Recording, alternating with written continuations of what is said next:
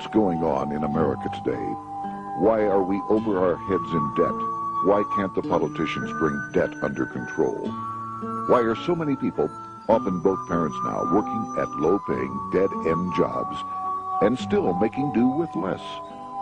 What's the future of the American economy and way of life?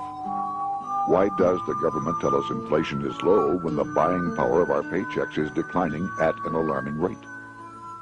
Only a generation ago, bread was a quarter, and you could get a new car for $19.95.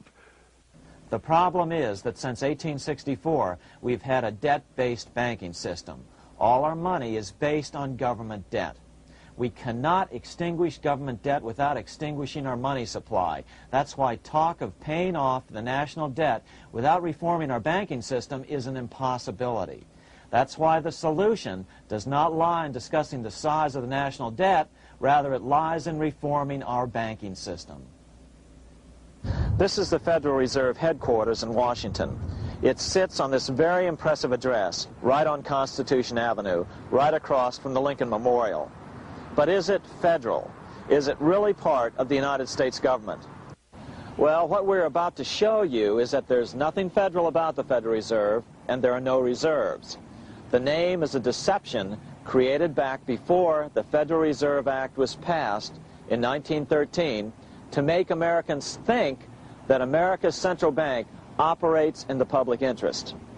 The truth is that the Federal Reserve is a private bank owned by private stockholders and run purely for their private profit. That's exactly correct. The Fed is a privately owned for-profit corporation which, again, has no reserves, at least no reserves available to back up the Federal Reserve notes, which is our common currency. Oh, absolutely. The Federal Reserve is neither federal and has doubtful reserves. It's a private bank that is owned by member banks. And it was chartered under the guise of deceit by an act of Congress in 1913. If there's still any doubt whether the Federal Reserve is a part of the U.S. government, check your local telephone book. In most cities, it is not listed in the blue government pages. It is listed in the business white pages right next to Federal Express, another private company. But more directly, U.S. courts have ruled time and time again that the Fed is a private corporation. Why can't Congress do something about the Fed? Most members of Congress just don't understand the system, and the few who do are afraid to speak up. For example, initially a veteran congressman from Chicago asked us if he could be interviewed for this video. However, both times our camera crew arrived at his office to do the interview, this was all we were able to film. The congressman never appeared, and eventually decided he no longer wanted to participate. But a few others in Congress have been bolder over the years. Here are 3 quick examples. In 1923, Representative Charles A. Lindbergh, a Republican from Minnesota, and father of the famed aviator Lucky Lindy, put it this way: the financial system has been turned over to the Federal Reserve Board. That board administers the finance system by authority of a purely profiteering group. The system is private, conducted for the sole purpose of obtaining the greatest possible profits from the use of other people's money. One of the most outspoken critics in Congress of the Fed was the former chairman of the House Banking and Currency Committee during the Great Depression years. Louis T. McFadden, Republican of Pennsylvania, said in 1932, "We have in this country one of the most corrupt institutions the world has ever known. I refer to the Federal Reserve Board. This evil institution has impoverished the people of the United States and has practically bankrupted our government. It has done this through the corrupt practices of the moneyed vultures who control it." Senator Barry Goldwater was a frequent critic of the Fed. Most Americans have no real understanding of the operation of the international moneylenders. The accounts of the Federal Reserve System have never been audited. It operates outside the control of Congress and manipulates the credit of the United States. The Federal Reserve really, even though it is not part of the federal government, It is more powerful than the federal government. It's more powerful than the president, the Congress, and the courts. Now, a lot of people challenge me on that, but let me prove my case. The Federal Reserve determines what the average person's car payment is going to be, what their house payment is going to be, and whether they have a job or not. And I submit to you that that's total control.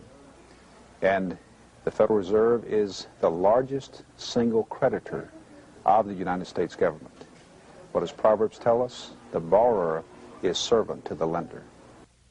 What one has to understand is that from the day the Constitution was adopted right up to today, the folks who profit from privately owned central banks, as Madison called them, the money changers, have fought a running battle for control over who gets to print America's money.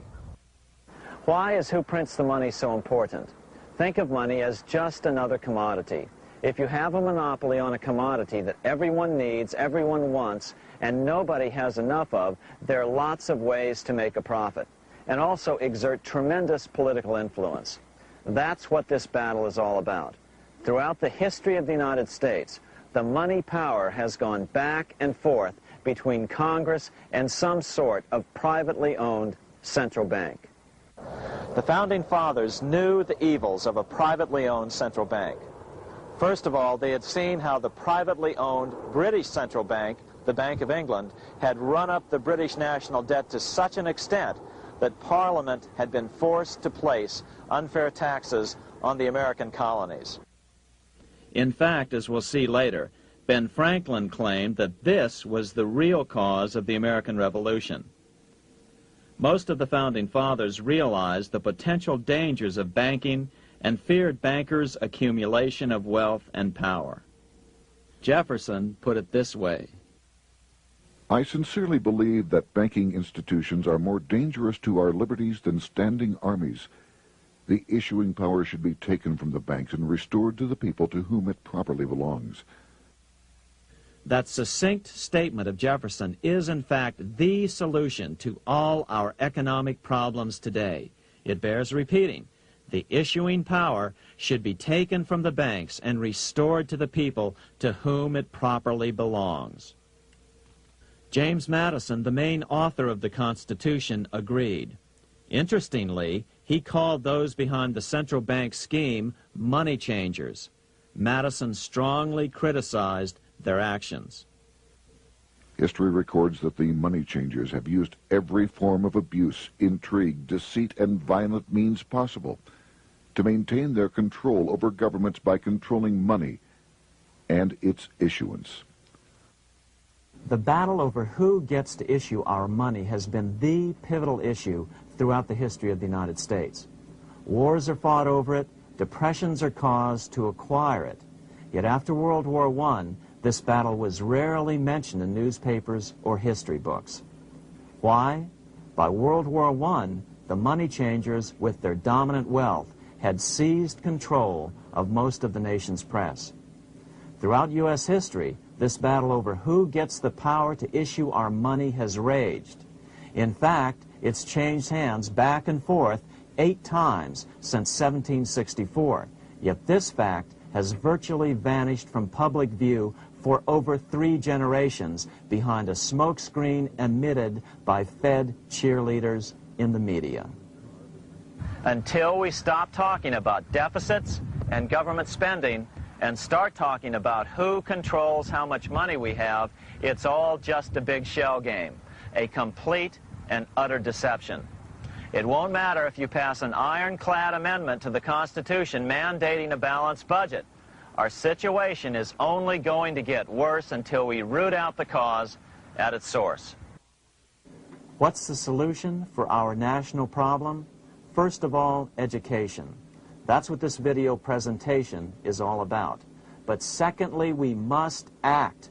We must take back the power to issue our own money. Issuing our own money is not a radical solution. I want to stress that. It's the same solution used at different points in U.S. history by men like Benjamin Franklin, Thomas Jefferson, Andrew Jackson, Martin Van Buren, and Abraham Lincoln.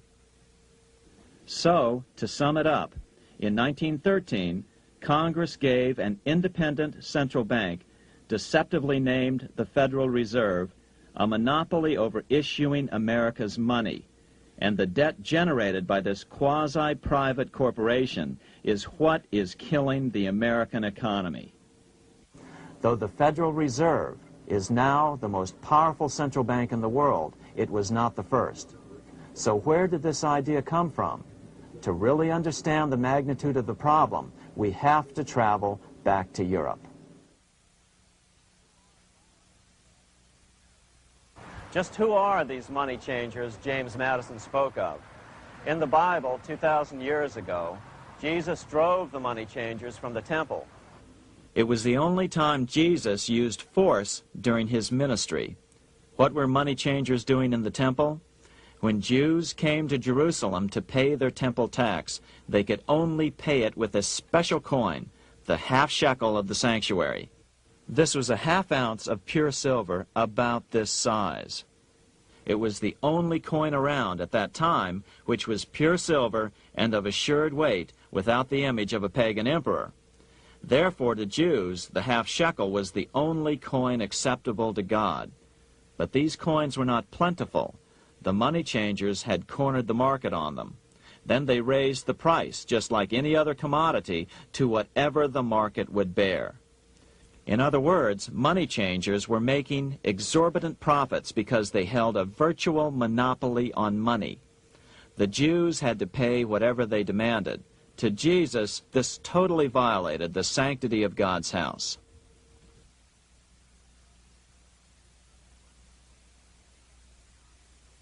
But the money-changing scam did not originate in Jesus' day. 200 years before Christ, Rome was having trouble with money changers. 2 early Roman emperors had tried to diminish the power of the money changers by reforming usury laws and limiting land ownership to 500 acres. They were both assassinated. In 48 BC, Julius Caesar took back the power to coin money from the money changers and minted coins for the benefit of all. With this new, plentiful supply of money, he built great public works projects. By making money plentiful, Caesar won the love of the common man. But the money changers hated him.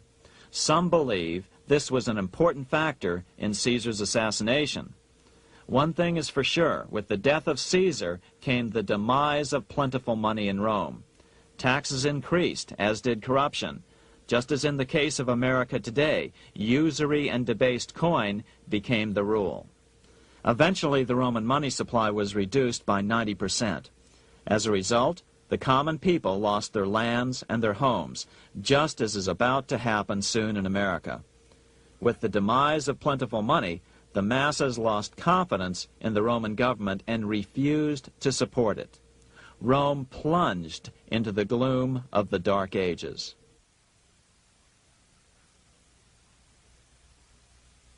A 1,000 years after the death of Christ, money changers, those who loan out and manipulate the quantity of money, were active in medieval England.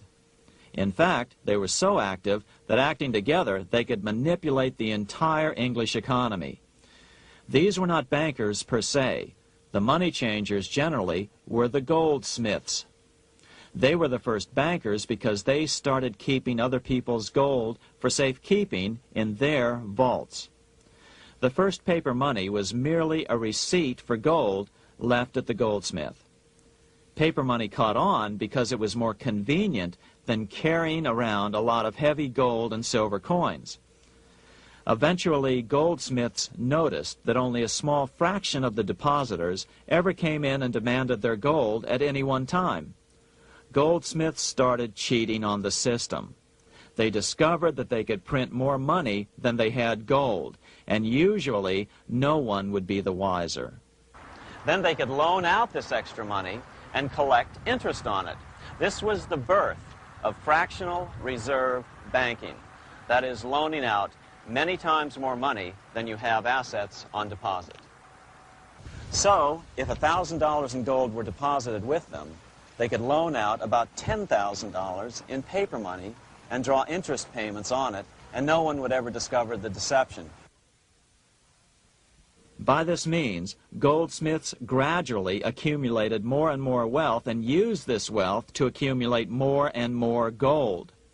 Today, this practice of loaning out more money than there are reserves is known as fractional reserve banking.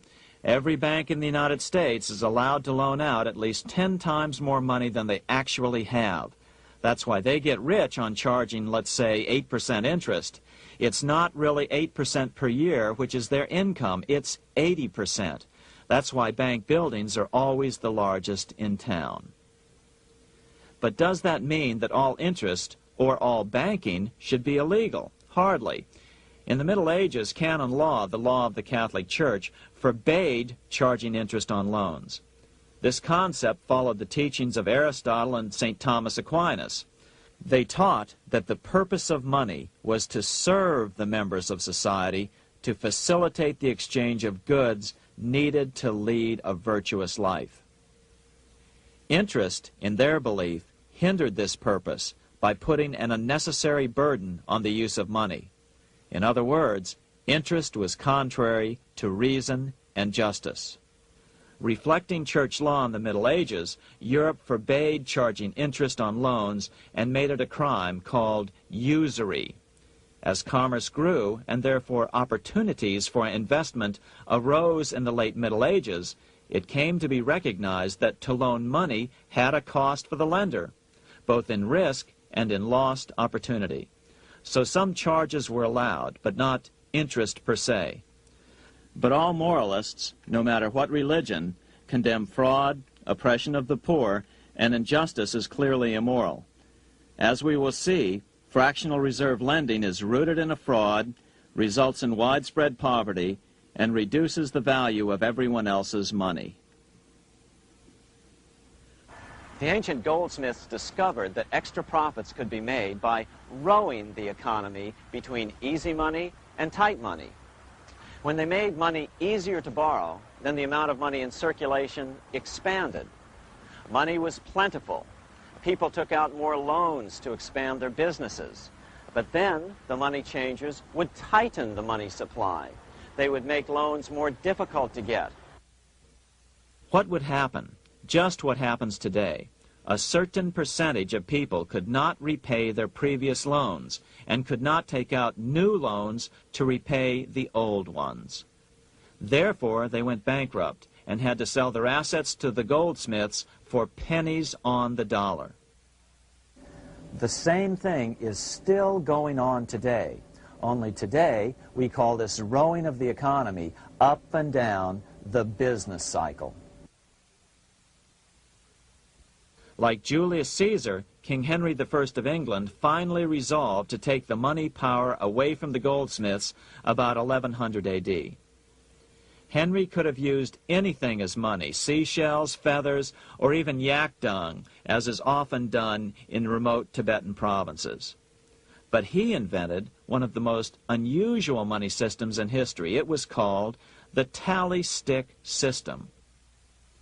Here I have one of the few surviving examples of this form of British money, which lasted 726 years until 1826, a tally stick. The tally system was adopted to avoid the monetary manipulation of the goldsmiths. Tally sticks were money fabricated out of sticks of polished wood. Notches were cut along one edge of the stick to indicate the denominations. Then the stick was split lengthwise through the notches so that both pieces still had a record of the notches. The king kept one half to protect against counterfeiting. Then he would spend the other half into the economy and they would circulate as money. This particular tally stick is huge. It represented 25,000 pounds. One of the original stockholders in the Bank of England purchased his original shares with this stick. In other words, he bought shares in the world's richest and most powerful corporation with a stick of wood. It's ironic that after its formation in 1694, the Bank of England attacked the tally stick system because it was money outside the power of the money changers, just as King Henry had wanted it to be. Why do people accept sticks of wood for money? That's a great question. Throughout history, people traded anything they thought had value and used as money. You see, the secret is that money is only what people agree on to use as money. What's our paper money today? It's really just paper. But here's the trick. King Henry ordered that tally sticks had to be used to pay the king's taxes. This built-in demand for tally sticks immediately made them circulate and be accepted as money. And they worked well. In fact, no other form of money has worked so well for so long as tally sticks. Keep in mind, the British Empire was built under the tally stick system. The tally stick system succeeded despite the fact that the money changers constantly attacked it by offering the metal coin system as competition. In other words, metal coins never went completely out of circulation, but tally sticks hung on because they were good for the payment of taxes. Finally, in the 1500s, King Henry VIII relaxed the laws concerning usury, and the money changers wasted no time reasserting themselves. They quickly made their gold and silver money plentiful for a few decades. But when Queen Mary took the throne and tightened the usury laws again, the money changers renewed the hoarding of gold and silver coins, forcing the economy to plummet. When Queen Mary's sister, Queen Elizabeth I, took the throne, she was determined to regain control over English money. Her solution was to issue gold and silver coins from the public treasury and take the control over the money supply away from the money changers. Although control over money was not the only cause of the English Revolution in 1642, religious differences fueled the conflict. Monetary policy played a major role. Financed by the money changers, Oliver Cromwell finally overthrew King Charles, purged the Parliament, and put the king to death. The money changers were immediately allowed to consolidate their financial power. The result was that for the next 50 years, the money changers plunged Great Britain into a series of costly wars. They took over a square mile of property in the center of London, known as the City of London. This area today is still known as one of the 3 predominant financial centers of the world. Conflicts with the Stuart kings led the money changers in England to combine with those in the Netherlands to finance the invasion of William of Orange, who overthrew the Stuarts in 1688 and took the English throne.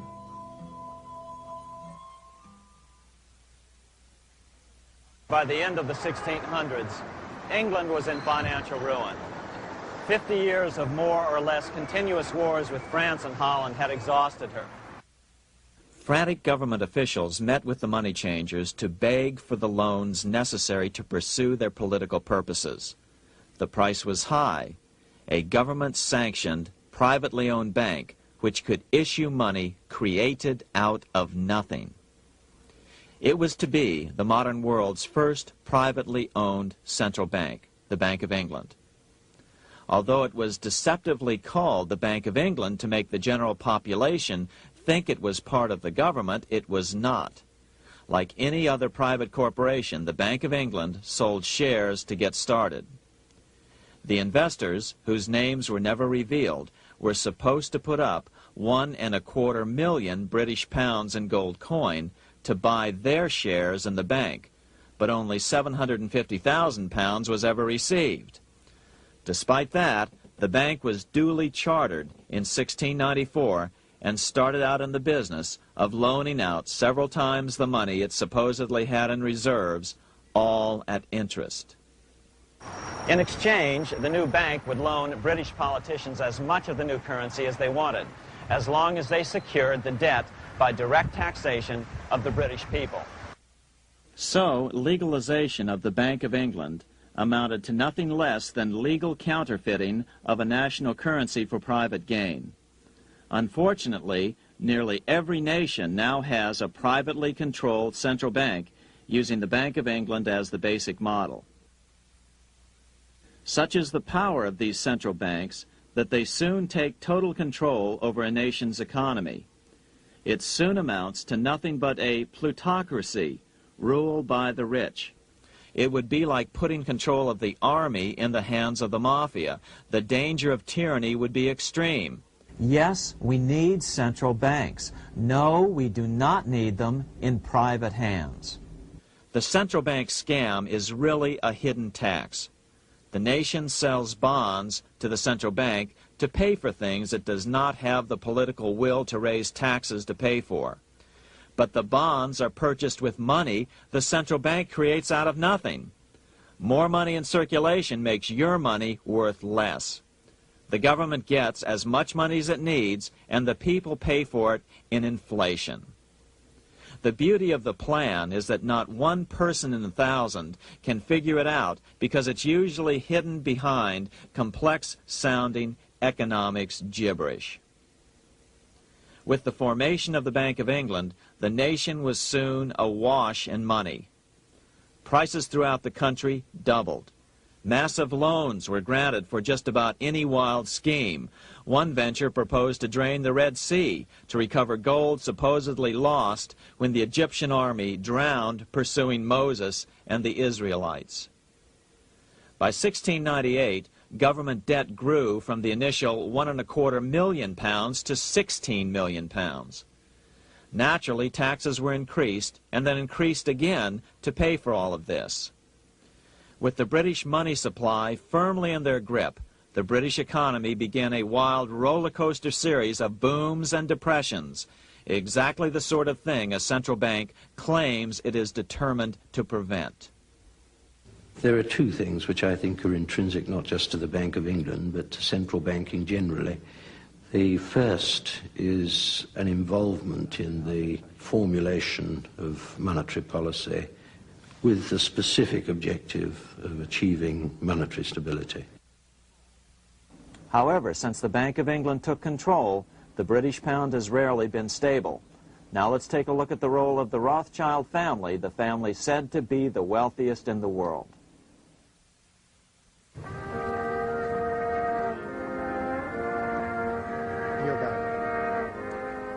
This is Frankfurt, Germany. 50 years after the Bank of England opened its doors, a goldsmith named Amschel Moses Bauer opened a coin shop, a counting house, in 1743. And over the door he placed a sign depicting a Roman eagle on a red shield. The shop became known as the Red Shield Firm, or in German, Rothschild. When his son, Amschel Meyer Bauer, inherited the business, he decided to change his name to Rothschild.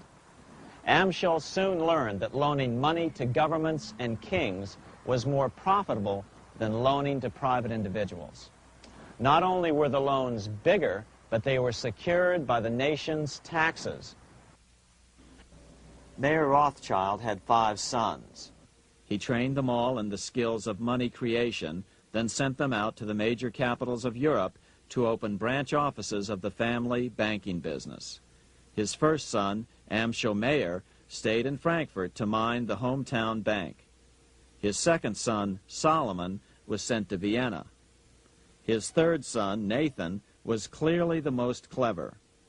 He was sent to London at age 21 in 1798, 100 years after the founding of the Bank of England.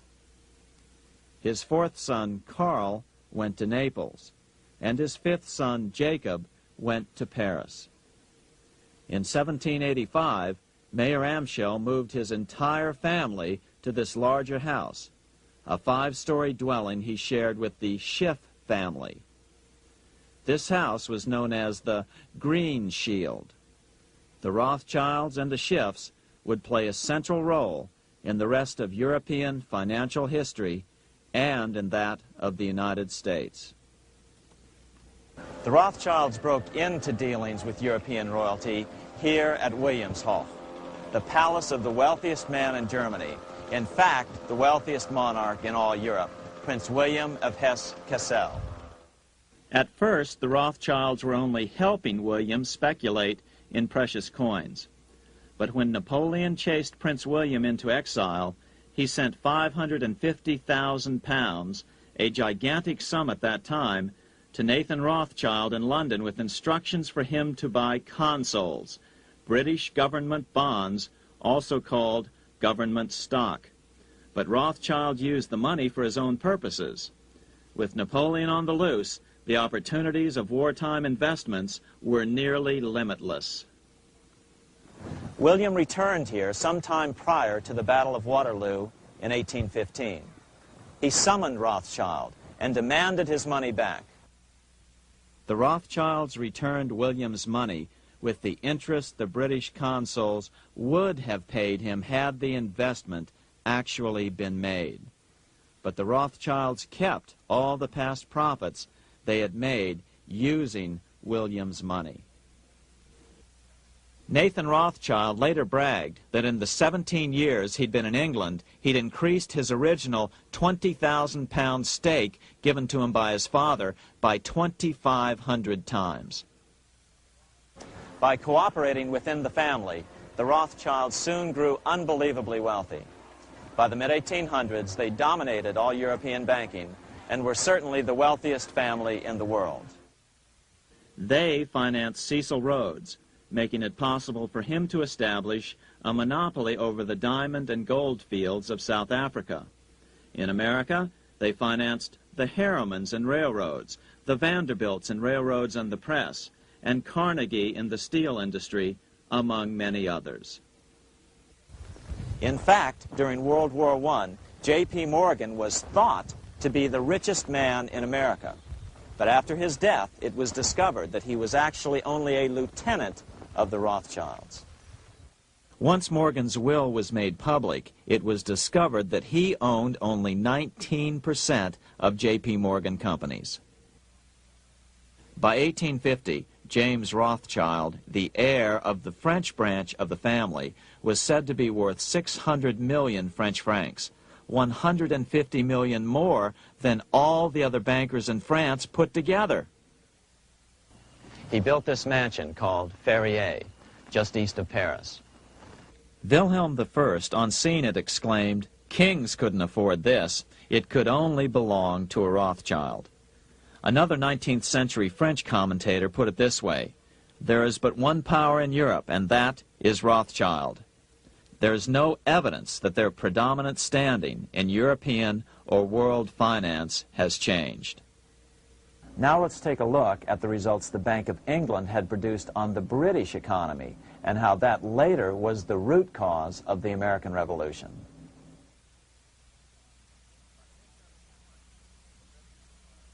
By the mid-1700s, the British Empire was nearing its height of power around the world. But Britain had fought 4 costly wars in Europe since the creation of their privately owned central bank, the Bank of England. The cost had been high. To finance these wars, the British Parliament here had borrowed heavily from the bank. By the mid-1700s, the government's debt here in Britain was £140 million, a staggering sum for those days. Consequently, the British government embarked on a program of trying to raise revenues from their American colonies in order to make their interest payments to the bank. But in America, it was a different story. The scourge of a privately owned central bank had not yet hit. This is Independence Hall in Philadelphia, where the Declaration of Independence and Constitution were signed. In the mid-1700s, pre-revolutionary America was still relatively poor. There was a severe shortage of precious metal coins to trade for goods, so the early colonists were forced to experiment with printing their own homegrown paper money. Some of these experiments were successful. Franklin was a big supporter of the colonies printing their own paper money. In 1757, Franklin was sent to London. He ended up staying for the next 18 years here, nearly until the start of the American Revolution. During this period, the American colonies began to issue their own money. Called colonial scrip, the endeavor was very successful. It provided a reliable medium of exchange, and it also helped to provide a feeling of unity between the colonies. Remember, colonial scrip was just paper money, debt-free money, printed in the public interest, and not backed by gold or silver coin. In other words, it was a totally fiat currency. One day, officials of the Bank of England asked Franklin how he would account for the newfound prosperity of the colonies. Without hesitation, he replied, "That is simple. In the colonies, we issue our own money. It is called colonial scrip. We issue it in proper proportion to the demands of trade and industry to make the products pass easily from the producers to the consumers. In this manner, creating for ourselves our own paper money, we control its purchasing power, and we have no interest to pay to no one." This was just common sense to Franklin, but you can imagine the impact it had on the Bank of England. America had learned the secret of money, and that genie had to be returned to its bottle as soon as possible.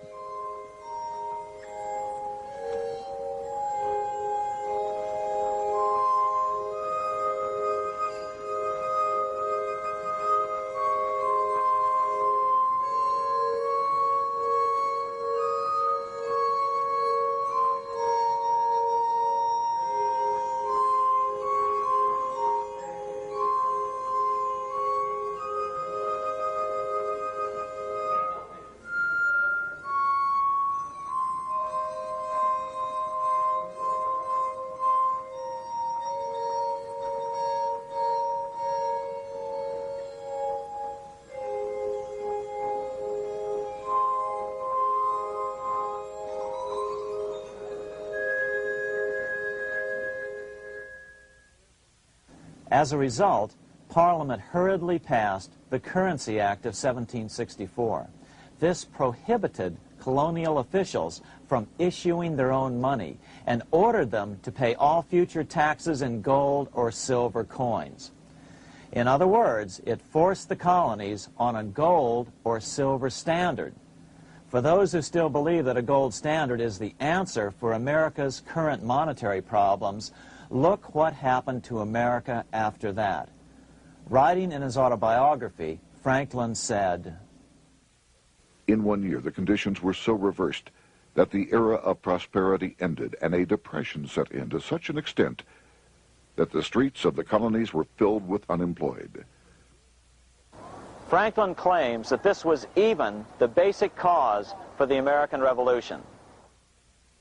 As Franklin put it in his autobiography, The colonies would gladly have borne a little tax on tea and other matters had it not been that England took away from the colonies their money, which created unemployment and dissatisfaction.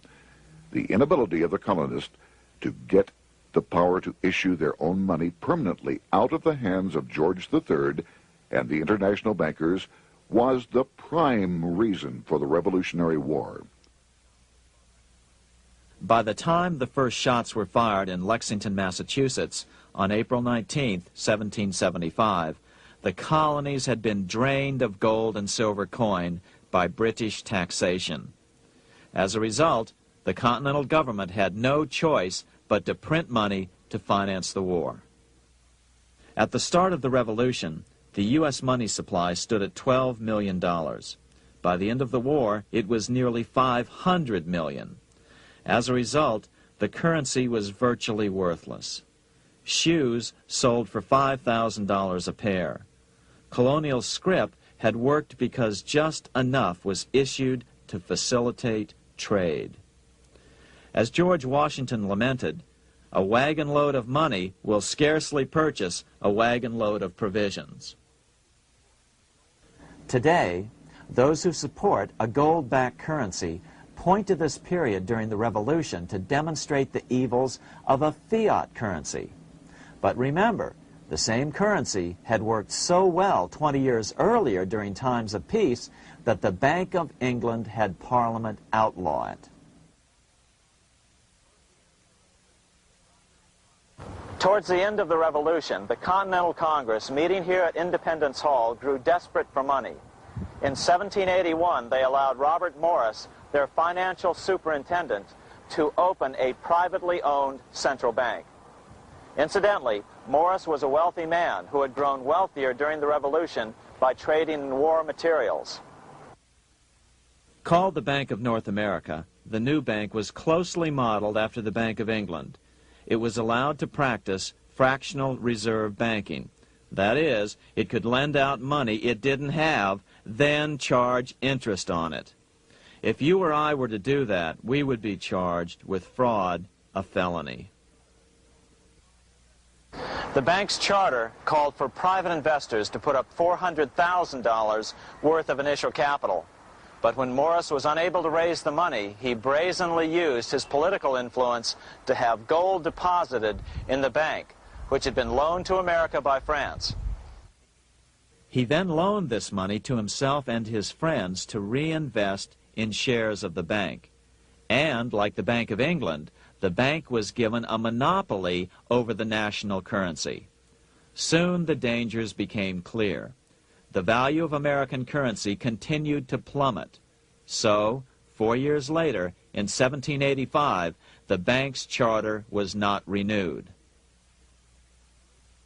The leader of the effort to kill the bank, William Findley of Pennsylvania, explained the problem this way, quote, "This institution, having no principle but that of avarice, will never be varied in its object, to engross all the wealth, power, and influence of the state."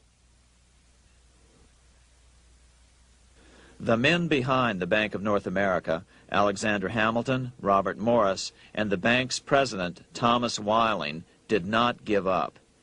Only 6 years later, Hamilton, then Secretary of the Treasury, and his mentor, Morris, rammed a new privately owned central bank through the new Congress. Called the first bank of the United States, Thomas Weiling again served as the bank's president. The players were the same, only the name of the bank was changed.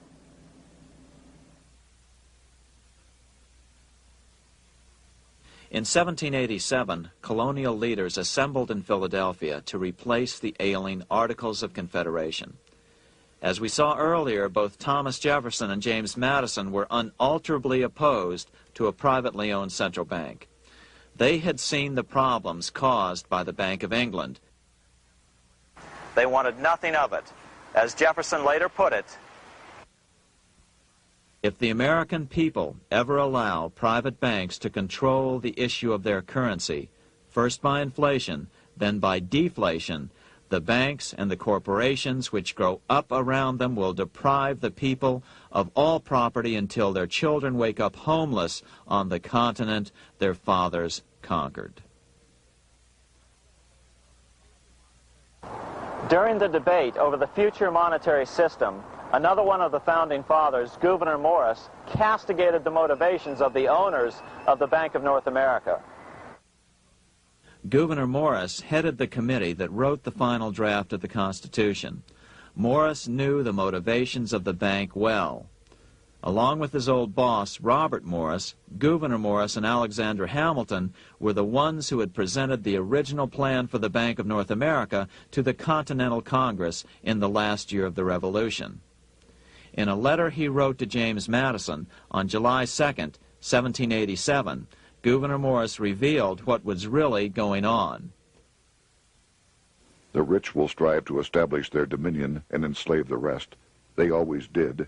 They always will. They will have the same effect here as elsewhere if we do not, by the power of government, keep them in their proper spheres."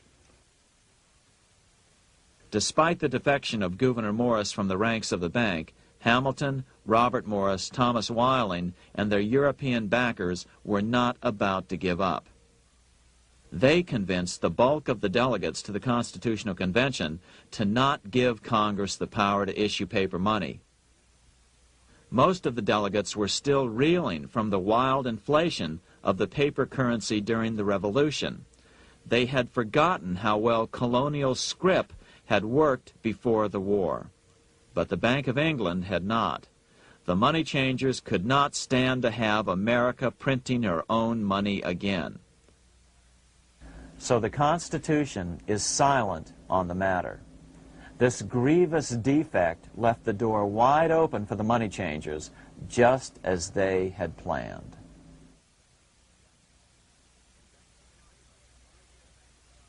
In 1790, less than 3 years after the Constitution had been signed, the money changers struck again. The newly appointed first Secretary of the Treasury, Alexander Hamilton, proposed a bill to the Congress calling for a new, privately owned central bank. Coincidentally, that was the very year that Amschel Rothschild made his pronouncement from his flagship bank in Frankfurt. Let me issue and control a nation's money, and I care not who writes the laws. Alexander Hamilton was a tool of the international bankers, and he wanted to create the U.S. Bank, the BUS, or the Bank of the United States, and did so. Interestingly, one of Hamilton's first jobs after graduating from law school in 1782 was as an aide to Robert Morris, the head of the Bank of North America. In fact, the year before, Hamilton had written Morris a letter saying, "A national debt, if it is not excessive, will be to us a national blessing." A blessing to whom? After a year of intense debate, in 1791, Congress passed the bill and gave it a 20-year charter. The new bank was to be called the First Bank of the United States, or BUS. Here we are in front of the First Bank of the United States in Philadelphia. The bank was given a monopoly on printing U.S. currency, even though 80% of its stock would be held by private investors. The other 20% would be purchased by the U.S. government. But the reason was not to give the government a piece of the action. It was to provide the capital for the other 80% owners. As with the old Bank of North America and the Bank of England before that, the stockholders never paid the full amount for their shares. The U.S. government put up their initial $2 million in cash. Then the bank, through the old magic of fractional reserve lending, made loans to its charter investors so they could come up with the remaining $8 million of capital needed for this risk-free investment. Like the Bank of England, the name of the Bank of the United States was deliberately chosen to hide the fact that it was privately controlled. And like the Bank of England, the names of the investors in the bank were never revealed. Many years later, it was a common saying that the Rothschilds were the power behind the old Bank of the United States. The bank was sold to Congress as a way to bring stability to the banking system and eliminate inflation. So what happened? Over the first 5 years, the U.S. government borrowed $8.2 million from the Bank of the United States. In the same 5-year period, prices rose by 72%. Jefferson, as the new Secretary of State, watched the borrowing with sadness and frustration, unable to stop it. I wish it were possible to obtain a single amendment to our Constitution, taking from the federal government the power of borrowing. Millions of Americans feel the same way today. They watch in helpless frustration as the federal government borrows the American economy into oblivion. So, although it was called the First Bank of the United States, it was not the first attempt at a privately owned central bank in this country. As with the Bank of North America, the government put up most of the cash to get this private bank going, then the bankers loaned the money to each other to buy the remaining stock in the bank. It was a scam, plain and simple, and they wouldn't be able to get away with it for long. But first, we have to travel back to Europe to see how a single man was able to manipulate the entire British economy by obtaining the first news of Napoleon's final defeat.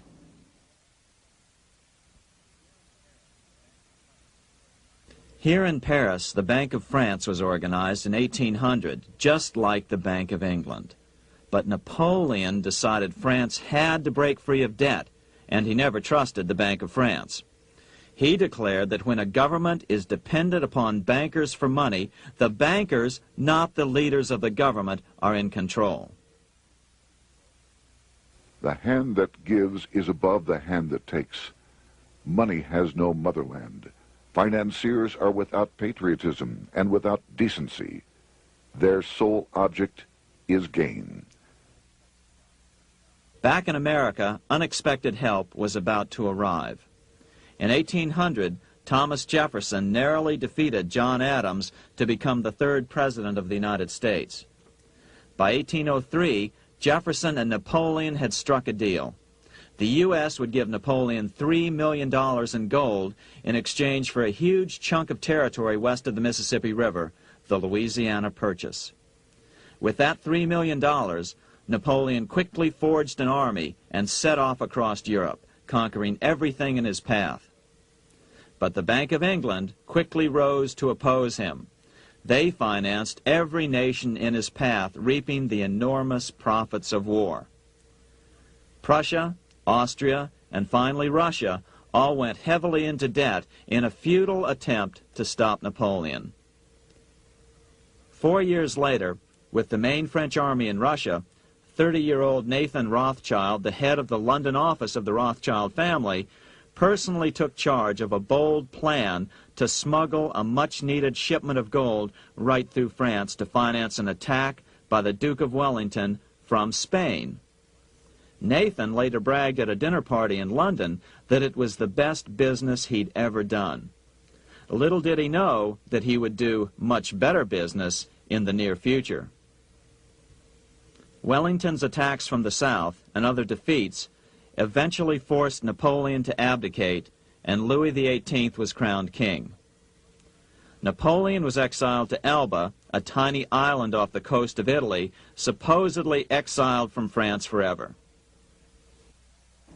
While Napoleon was in exile on Elba, temporarily defeated by England with the financial help of the Rothschilds, America was trying to break free of its central bank as well.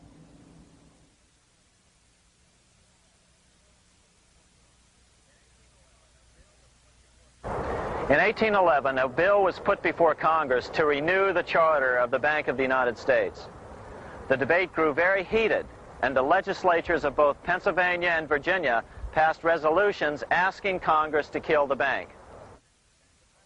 The press corps of the day attacked the bank openly, calling it a great swindle, a vulture, a viper, and a cobra. Oh, to have an independent press once again in America.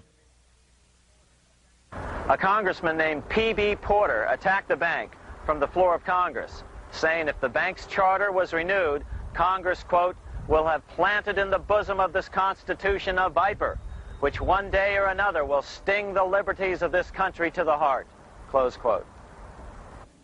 Prospects didn't look that good for the bank. Some writers have even claimed that Nathan Rothschild warned that the United States would find itself involved in a most disastrous war if the bank's charter were not renewed. But it wasn't enough. When the smoke had cleared, the renewal bill was defeated by a single vote in the House and was deadlocked in the Senate. By now, America's fourth president, James Madison, was in the White House. Remember, Madison was a staunch opponent of the bank. His vice president, George Clinton, broke a tie in the Senate and sent the bank into oblivion. Within 5 months, England attacked the U.S., and the War of 1812 was on. But the British were still busy fighting Napoleon, and so the War of 1812 ended in a draw in 1814. Though the money changers were temporarily down, they were far from out. It would take them only another 2 years to bring back their bank bigger and stronger than ever.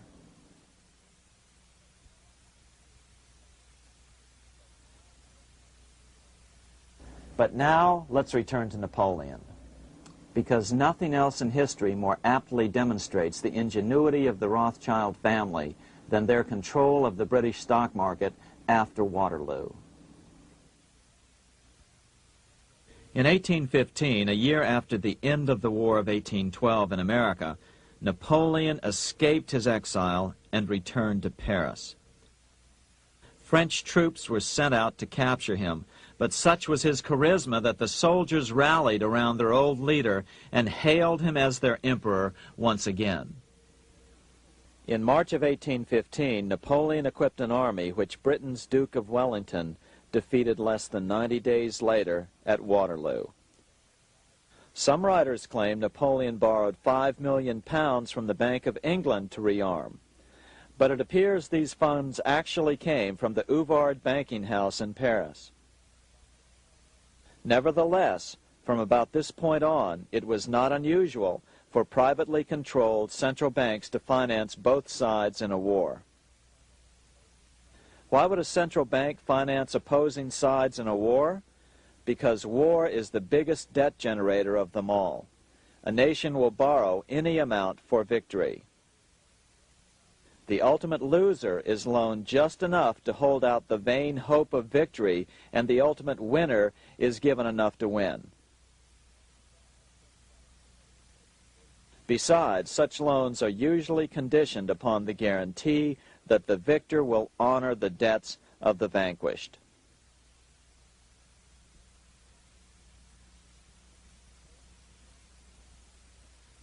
This is the Waterloo battlefield about 200 miles northeast of Paris in what today is Belgium. Here Napoleon suffered his final defeat, but not before thousands of French and Englishmen gave their lives on a steamy summer day in July of 1815. Right over there, on June 18, 1815, 74,000 French troops met 67,000 troops from Britain and other European nations. The outcome was certainly in doubt. In fact, had Napoleon attacked a few hours earlier, he would probably have won the battle. But no matter who won or lost, back in London, Nathan Rothschild planned to use the opportunity to try to seize control over the British stock and bond market and possibly even the Bank of England. Rothschild stationed a trusted agent, a man named Rothworth, on the north side of the battlefield, closer to the English Channel. Once the battle had been decided, Rothworth took off for the Channel. He delivered the news to Nathan Rothschild a full 24 hours before Wellington's own courier. Rothschild hurried to the stock market and took up his usual position in front of an ancient pillar. All eyes were on him. The Rothschilds had a legendary communications network. If Wellington had been defeated and Napoleon was loose on the continent again, Britain's financial situation would become grave indeed. Rothschild looked saddened. He stood there motionless, eyes downcast. Then suddenly he began selling. Other nervous investors saw that Rothschild was selling. It could only mean one thing. Napoleon must have won, Wellington must have lost. The market plummeted. Soon everyone was selling their consols, their British government bonds, and prices dropped sharply. But then Rothschild started secretly buying up the consols through his agents for only a fraction of their worth hours before.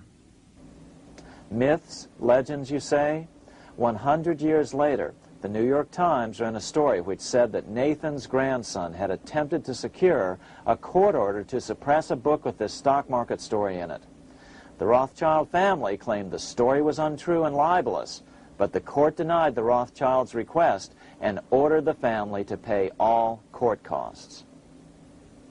What's even more interesting about this story is that some authors claim that the day after the Battle of Waterloo, in a matter of hours, Nathan Rothschild came to dominate not only the bond market, but the Bank of England as well.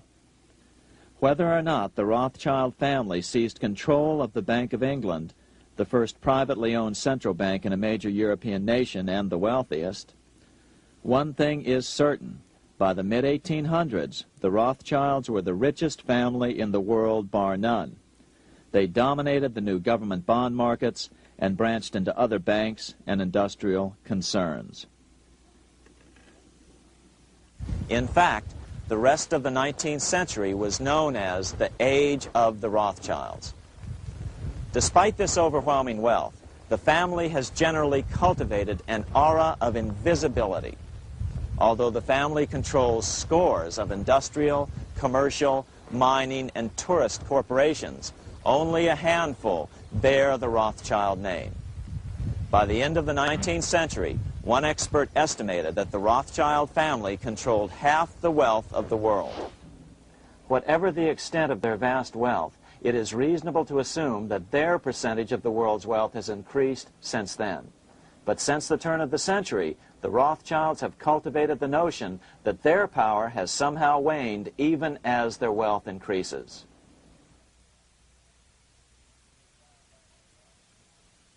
Meanwhile, back in Washington in 1816, just 1 year after Waterloo and Rothschild's alleged takeover of the Bank of England, the American Congress passed a bill permitting yet another privately owned central bank. This bank was called the Second Bank of the United States. The new bank's charter was a copy of the previous banks. The U.S. government would own 20% of the shares of the bank. Of course, the federal share was paid by the Treasury up front into the bank's coffers.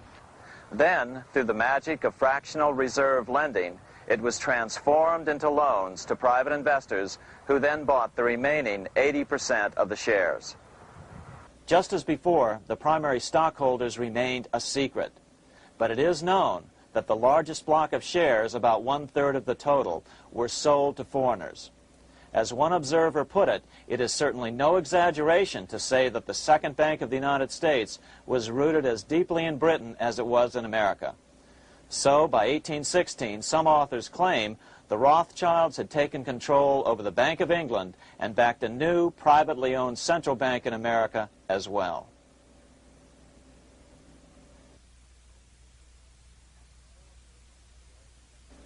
After 12 years of manipulations of the U.S. economy on the part of the Second Bank of the U.S., the American people had had just about enough.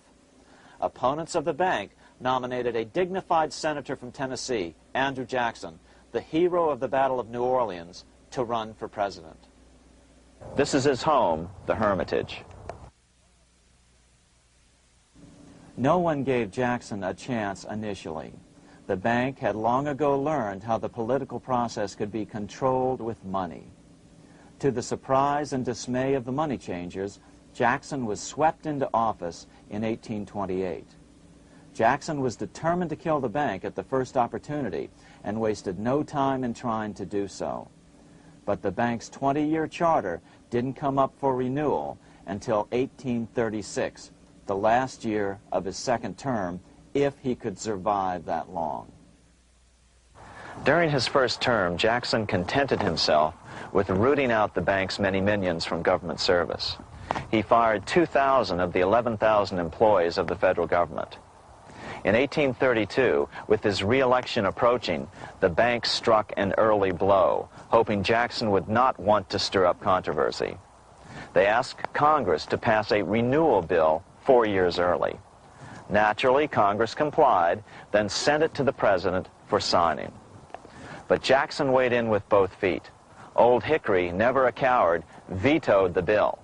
His veto message is one of the great American documents. It clearly lays out the responsibility of the American government towards its citizens, rich and poor. It is not our own citizens only who are to receive the bounty of our government. More than 8 million of the stock of this bank are held by foreigners. Is there no danger to our liberty and independence in a bank that in its nature has so little to bind it to our country? Controlling our currency, receiving our public monies, and holding thousands of our citizens' independence would be more formidable and dangerous than a military power of the enemy. If government would confine itself to equal protection and, as heaven does its rains, shower its favor alike on the high and the low, the rich and the poor, it would be an unqualified blessing. In the act before me, there seems to be a wide and unnecessary departure from these just principles. Later that year, in July 1832, Congress was unable to override Jackson's veto. Now Jackson had to stand for re-election. Jackson took his argument directly to the people. For the first time in U.S. history, Jackson took his presidential campaign on the road. Before then, presidential candidates stayed at home and looked presidential. His campaign slogan was "Jackson and no bank." The National Republican Party ran Senator Henry Clay against Jackson. Despite the fact that the bankers poured over $3 million into Clay's campaign, Jackson was reelected by a landslide in November of 1832. Despite his presidential victory, Jackson knew the battle was only beginning. "The hydra of corruption is only scotched, not dead," said the newly elected president. Jackson ordered his new Secretary of Treasury, Lewis McLean, to start removing the government's deposits from the second bank and start placing them in state banks. But McLean refused to do so. Jackson fired him and appointed William J. Duane as the new Secretary of the Treasury. Duane also refused to comply with the president's requests, and so Jackson fired him as well and then appointed Roger B. Taney to the office. Taney did withdraw government funds from the bank starting on October 1st, 1833. Jackson was jubilant. "I have it chained. I'm ready with screws to draw every tooth and then the stumps." But the bank was not yet done fighting. Its head, Nicholas Biddle, used his influence to get the Senate to reject Taney's nomination. Then, in a rare show of arrogance, Biddle threatened to cause a depression if the bank was not rechartered. This worthy president thinks that because he has scalped Indians and imprisoned judges, he is to have his way with the bank. He is mistaken. Next, in an unbelievable fit of honesty for a central banker, Biddle admitted that the bank was going to make money scarce to force Congress to restore the bank. Nothing but widespread suffering will produce any effect on Congress. Our only safety is in pursuing a steady course of firm restriction, and I have no doubt that such a course will ultimately lead to restoration of the currency and the recharter of the bank. What a stunning revelation. Here was the pure truth, revealed with shocking clarity. Biddle intended to use the money contraction power of the bank to cause a massive depression until America gave in. Unfortunately, this has happened time and time again throughout U.S. history and is about to happen again in today's world. Nicholas Biddle made good on his threat. The bank sharply contracted the money supply by calling in old loans and refusing to extend new ones. A financial panic ensued, followed by a deep depression. Naturally, Biddle blamed Jackson for the crash, saying that it was caused by the withdrawal of federal funds from the bank. Unfortunately, his plan worked well. Wages and prices sagged. Unemployment soared along with business bankruptcies. The nation quickly went into an uproar. Newspaper editors blasted Jackson in editorials. The bank threatened to withhold payments, which then could be made directly to key politicians for their support. Within only months, Congress assembled in what was called the panic session. 6 months after he had withdrawn funds from the bank, Jackson was officially censured by a resolution which passed the Senate by a vote of 26 to 20. It was the first time a president had ever been censured by Congress. Jackson lashed out at the bank. "You are a den of vipers. I intend to rout you out, and by eternal God, I will rout you out." America's fate teetered on a knife edge. If Congress could muster enough votes to override Jackson's veto, the bank would be granted another 20-year monopoly or more over America's money, time enough to consolidate its already great power. Then a miracle occurred. The governor of Pennsylvania came out supporting President Jackson and strongly criticized the bank. On top of that, Biddle had been caught boasting in public about the bank's plan to crash the economy. Suddenly, the tide shifted. In April of 1834, the House of Representatives voted 134 to 82 against rechartering the bank. This was followed up by an even more lopsided vote to establish a special committee to investigate whether the bank had caused the crash. When the investigating committee arrived at the bank's door in Philadelphia, armed with a subpoena to examine the books, Biddle refused to give them up. Nor would he allow inspection of correspondence with congressmen relating to their personal loans and advances he'd made to them. He also refused to testify before the committee back in Washington. On January 8, 1835, Jackson paid off the final installment on the national debt, which had been necessitated by allowing the banks to issue currency for government bonds rather than simply issuing treasury notes without such debt. He was the only president to ever pay off the debt. A few weeks later, on January 30th, 1835, an assassin by the name of Richard Lawrence tried to shoot President Jackson, but by the grace of God, both pistols misfired. Lawrence was later found not guilty by reason of insanity. After his release, he bragged to friends that powerful people in Europe had put him up to the task and promised to protect him if he were caught. The following year, when its charter ran out, the Second Bank of the United States ceased functioning as the nation's central bank. Biddle was later arrested and charged with fraud. He was tried and acquitted, but died shortly thereafter while still tied up in civil suits. After his second term as president, Jackson retired here to the Hermitage outside of Nashville to live out his life. He is still remembered here for his determination to kill the bank. In fact, he killed it so well that it took the money changers 77 years to undo the damage. When asked what his most important accomplishment had been, Jackson replied, "I killed the bank." Unfortunately, even Jackson failed to grasp the entire picture and its root cause. Although Jackson had killed the central bank, the most insidious weapon of the money changers, fractional reserve banking, remained in use by the numerous state-chartered banks. This fueled economic instability in the years before the Civil War. Still, the central bankers were out, and as a result, America thrived as it expanded westward. During this time, the principal money changers struggled to regain their lost centralized power, but to no avail. Then, finally, they reverted to the old central bankers' formula: war to create debt and dependency.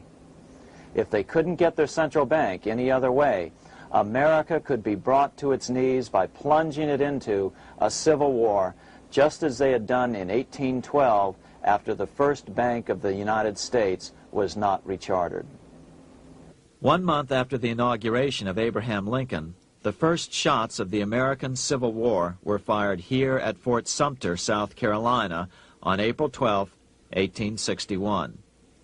Certainly slavery was a cause for the Civil War, but not the primary cause. Lincoln knew that the economy of the South depended upon slavery, and so before the Civil War, he had no intention of eliminating it. Lincoln had put it this way in his inaugural address only 1 month earlier. I have no purpose, directly or indirectly, to interfere with the institution of slavery in the states where it now exists. I believe I have no lawful right to do so, and I have no inclination to do so. Even after the first shots were fired here at Fort Sumter, Lincoln continued to insist that the Civil War was not about the issue of slavery. My paramount objective is to save the Union, and it is not either to save or destroy slavery. If I could save the Union without freeing any slave, I would do it.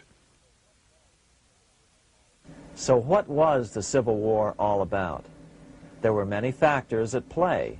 Northern industrialists had used protective tariffs to prevent the southern states from buying cheaper European goods. Europe retaliated by stopping cotton imports from the South. The southern states were in a double financial bind. They were forced to pay more for most of the necessities of life, while their income from cotton exports plummeted. The South was angry. But there were other factors at work.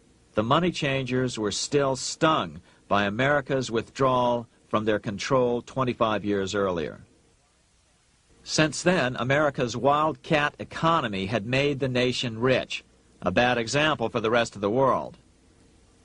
The central bankers now saw an opportunity to split the rich new nation, to divide and conquer by war. Was this just some sort of wild conspiracy theory at the time?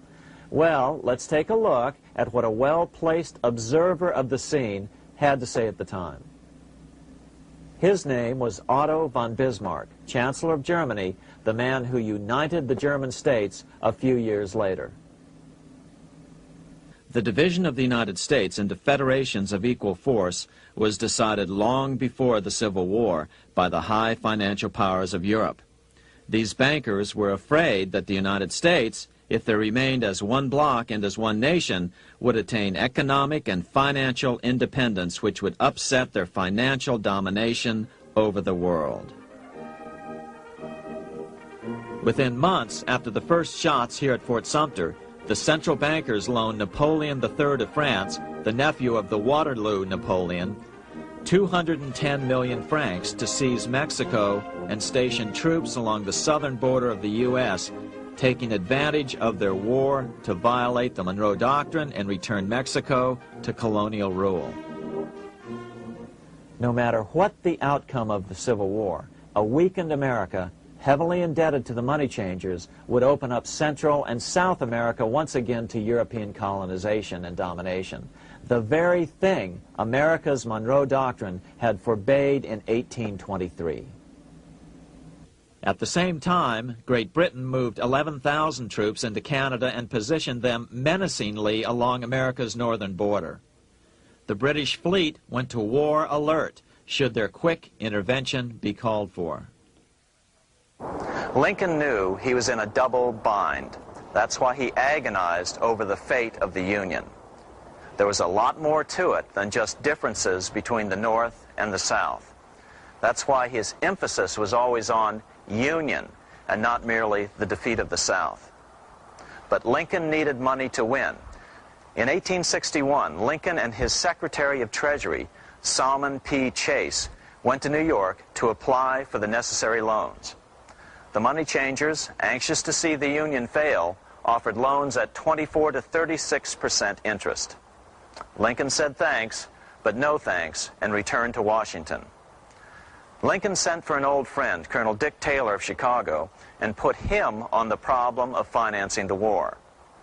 During one meeting, Lincoln asked Taylor what he'd discovered. Taylor put it this way. Why, Lincoln, that is easy. Just get Congress to pass a bill authorizing the printing of full legal tender Treasury notes, and pay your soldiers with them, and go ahead and win your war with them also. When Lincoln asked if the people of the United States would accept the notes, Taylor said, "The people, or anyone else, will not have any choice in the matter if you make them full legal tender. They will have the full sanction of the government and be just as good as any money, as Congress is given that express right by the Constitution." So that's exactly what Lincoln did. In 1862-63, he printed up $450 million worth of the new bills. In order to distinguish them from other banknotes in circulation, he printed them in green ink on the back side. That's why the notes were called greenbacks. With this new money, Lincoln paid the troops and bought their supplies. During the course of the war, nearly $450 million worth of greenbacks were printed at no interest to the federal government. Lincoln understood who was really pulling the strings and what was at stake for the American people. This is how he explained his rationale. The government should create, issue, and circulate all the currency and credit needed to satisfy the spending power of the government and the buying power of consumers. The privilege of creating and issuing money is not only the supreme prerogative of government, but it is the government's greatest creative opportunity. By the adoption of these principles, the taxpayers will be saved immense sums of interest. Money will cease to be master and become the servant of humanity. A truly incredible editorial in the London Times explained the central bankers' attitude towards Lincoln's greenbacks. If this mischievous financial policy, which has its origins in North America, shall become indurated down to a fixture, then That government will furnish its own money without cost. It will pay off debts and be without debt. It will have all the money necessary to carry on its commerce. It will become prosperous without precedent in the history of the world. The brains and wealth of all countries will go to North America. That country must be destroyed, or it will destroy every monarchy on the globe. The scheme was effective, so effective that the next year, 1863, with Federal and Confederate troops beginning to mass for the decisive battle of the Civil War, and the Treasury in need of further congressional authority to issue more greenbacks, Lincoln allowed the bankers to push through the National Bank Act. These new national banks would operate under a virtual tax-free status and collectively had the exclusive monopoly power to create the new form of money, banknotes. Though greenbacks continued to circulate, their numbers were not increased. But most importantly, from this point on, the entire U.S. money supply would be created out of debt by bankers buying U.S. government bonds and issuing them for reserves for banknotes. As historian John Kenneth Galbraith explained it, in numerous years following the war, the federal government ran a heavy surplus. It could not, however, pay off its debt, retire its securities, because to do so meant there would be no bonds to back the national banknotes. To pay off the debt was to destroy the money supply. Later in 1863, Lincoln got some unexpected help from Tsar Alexander II of Russia. The Tsar, like Bismarck in Germany, knew what the international money changers were up to and had steadfastly refused to let them set up a central bank in Russia. If America survived and was able to remain out of their clutches, the Tsar's position would remain secure. If the bankers were successful at dividing America and giving the pieces back to Great Britain and France, both nations under control of their central banks, eventually they would threaten Russia again. So the Tsar gave orders that if either England or France actively intervened and gave aid to the South, Russia would consider such action as a declaration of war. He did the same with part of his Pacific Fleet and sent them to port in San Francisco. Lincoln was reelected the next year, 1864. Had he lived, he would surely have killed the national bank's money monopoly extracted from him during the war. On November 21st, 1864, he wrote a friend the following. The money power preys upon the nation in times of peace and conspires against it in times of adversity. It is more despotic than monarchy, more insolent than autocracy, more selfish than bureaucracy. Shortly before Lincoln was murdered, his former Secretary of Treasury, Salmon P. Chase, bemoaned his role in helping secure the passage of the National Banking Act only 1 year earlier. My agency in promoting the passage of the National Banking Act was the greatest financial mistake in my life. It has built up a monopoly which affects every interest in the country. On April 14, 1865, 41 days after his second inauguration and just 5 days after Lee surrendered to Grant at Appomattox, Lincoln was shot by John Wilkes Booth at Ford's Theater. Bismarck, Chancellor of Germany, lamented the death of Abraham Lincoln. The death of Lincoln was a disaster for Christendom. There was no man in the United States great enough to wear his boots. I fear that foreign bankers, with their craftiness and tortuous tricks, will entirely corrupt the exuberant riches of America and use it systematically to corrupt modern civilization. They will not hesitate to plunge the whole of Christendom into wars and chaos in order that the earth should become their inheritance. Bismarck well understood the money changers' plan. Allegations that international bankers were responsible for Lincoln's assassination surfaced in Canada 70 years later in 1934.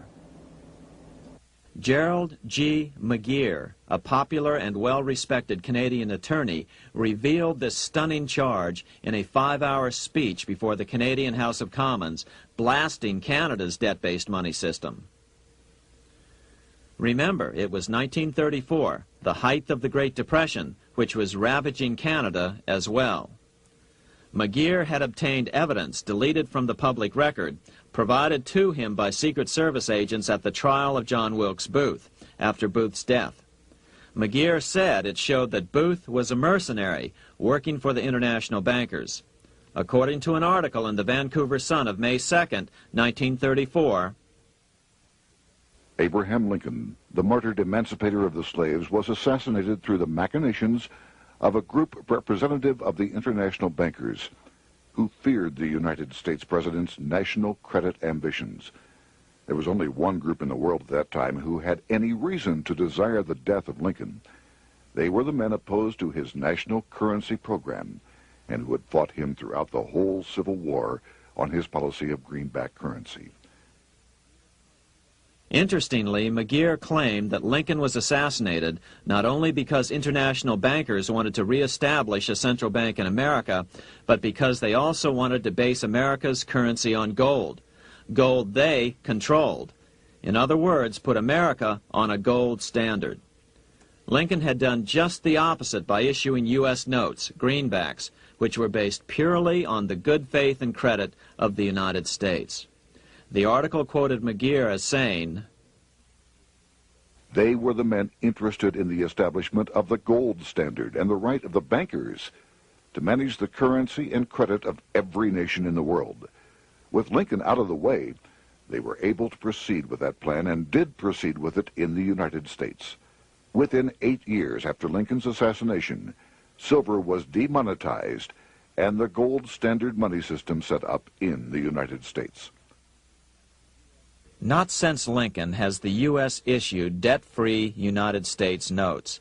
These red-sealed bills, which were issued in 1963, were not a new issue from President Kennedy, but merely the old greenbacks reissued year after year. In another act of folly and ignorance, the 1994 Regal Act actually authorized the replacement of Lincoln's greenbacks with debt-based notes. In other words, greenbacks were in circulation in the United States until 1994. Why was silver bad for the bankers and gold good? Simple. Because silver was plentiful in the United States. It was very hard to control. Gold was, and always has been, scarce. Throughout history, it has been relatively easy to monopolize gold, but silver has historically been 15 times more plentiful. With Lincoln out of the way, the money changers' next objective was to gain complete control over America's money. This was no easy task. With the opening of the American West, silver had been discovered in huge quantities. On top of that, Lincoln's greenbacks were generally popular. Despite the European central bankers' deliberate attacks on greenbacks, they continued to circulate in the United States, in fact, until a few years ago.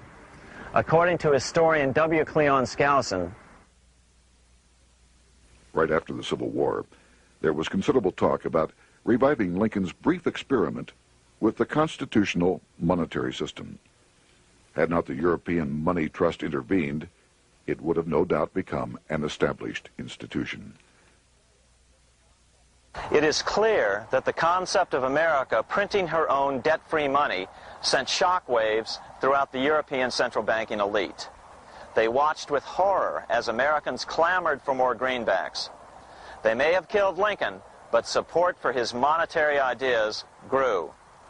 On April 12, 1866, nearly 1 year to the day of Lincoln's assassination, Congress went to work at the bidding of the European central banking interests. It passed the Contraction Act, authorizing the Secretary of the Treasury to begin to retire some of the greenbacks in circulation and thereby contract the money supply. Authors Theodore R. Thorin and Richard F. Warner explained the results of the money contraction in their classic book on the subject, The Truth in Money Book. The hard times which occurred after the Civil War could have been avoided if the greenback legislation had continued as President Lincoln had intended. Instead, there were a series of money panics, what we call recessions, which put pressure on Congress to enact legislation to place the banking system under centralized control. Eventually, the Federal Reserve Act was passed on December 23, 1913. In other words, the money changers wanted two things: the reinstitution of a central bank under their exclusive control, and two, an American currency backed by gold. Their strategy was twofold. First of all, cause a series of panics to try to convince the American people that only centralized control of the money supply could provide economic stability.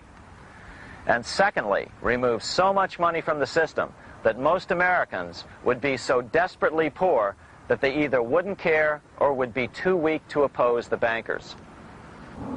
In 1866, there was $1.8 billion in currency in circulation in the United States, about $50.46 per capita. In 1867 alone, $500 million, $500 million, was removed from the U.S. money supply. 10 years later, in 1876, America's money supply was reduced to only $600 million. In other words, 2/3 of America's money had been called in by the bankers. Only $14.60 per capita remained in circulation. 10 years later, the money supply had been reduced to only $400 million, even though the population had boomed. The result was that only $6.67 per capita remained in circulation, a 760% loss in buying power over 20 years. Today, economists try to sell the idea that recessions and depressions are a natural part of something they call the business cycle. The truth is, our money supply is manipulated now just as it was before and after the Civil War. How did this happen? How did money become so scarce? Simple. Bank loans were called in and no new ones were given. In addition, silver coins were melted down. In 1872, a man named Ernest Sed was given 100,000 pounds, about $500,000, by the Bank of England and sent to America to bribe necessary congressmen to get silver demonetized. He was told that if that was not sufficient, to draw an additional 100,000 pounds or as much more as was necessary. The next year, Congress passed the Coinage Act of 1873, and the minting of silver dollars abruptly stopped. In fact, Representative Samuel Hooper, who introduced the bill in the House, acknowledged that Mr. Sed actually drafted the legislation. But it gets even worse than that. In 1874, Sed himself admitted who was behind the scheme. I went to America in the winter of 1872-73, authorized to secure, if I could, the passage of a bill demonetizing silver. It was in the interest of those I represented, the governors of the Bank of England, to have it done. By 1873, gold coins were the only form of coin money. But the contest over control of America's money was not yet over. Only 3 years later, in 1876, with 1/3 of America's workforce unemployed, the population was growing restless. People were clamoring for a return to the greenback money system of President Lincoln, or a return to silver money, anything that would make money more plentiful. That year, Congress created the United States Silver Commission to study the problem. Their report clearly blamed the monetary contraction on the national bankers.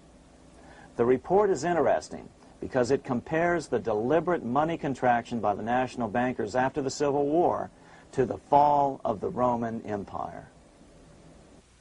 The disaster of the Dark Ages was caused by decreasing money and falling prices. Without money, civilization could not have had a beginning, and with a diminishing supply, it must languish and unless relieved, finally perish. At the Christian era, the metallic money of the Roman Empire amounted to $1,800,000,000. By the end of the 15th century, it had shrunk to less than $200 million. History records no other such disastrous transition as that from the Roman Empire to the Dark Ages.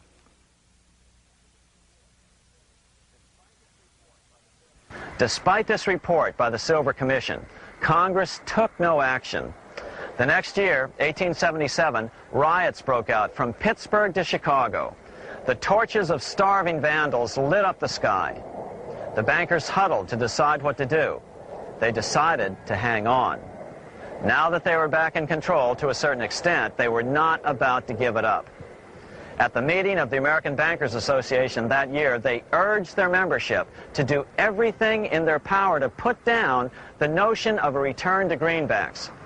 The ABA Secretary, James Buell, authored a letter to the members which blatantly called on the banks to subvert not only Congress, but the press. It is advisable to do all in your power to sustain such prominent daily and weekly newspapers, especially the agricultural and religious press, as will oppose the greenback issue of paper money, and that you will also withhold patronage from all applicants who are not willing to oppose the government issue of money. To repeal the act creating banknotes or to restore to circulation the government issue of money will be to provide the people with money and will therefore seriously affect our individual profits as bankers and lenders. See your congressman at once and engage him to support our interest that we may control legislation. As political pressure mounted in Congress for change, the press tried to turn the American people away from the truth. The New York Tribune put it this way on January 10th, 1878. "The capital of the country is organized at last, and we will see whether Congress will dare to fly in its face." But it didn't work entirely.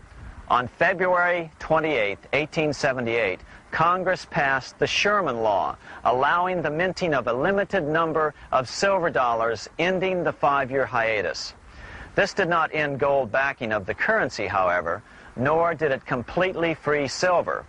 Previous to 1873, anyone who brought silver to the U.S. Mint could have it struck into silver dollars free of charge.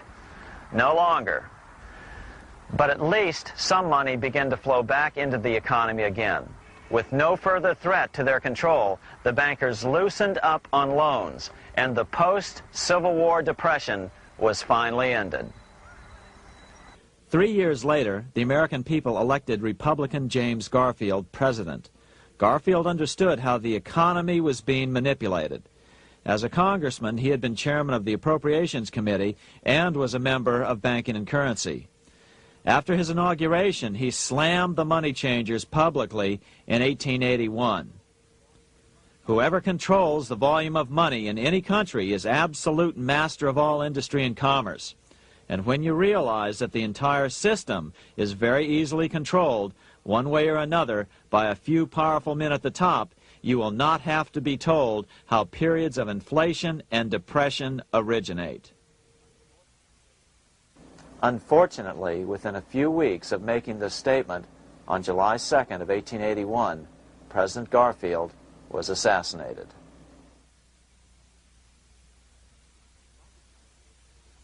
The money changers were gathering strength fast. They began a periodic fleecing of the flock, as they called it, by creating economic booms followed by further depressions so they could buy up thousands of homes and farms for pennies on the dollar.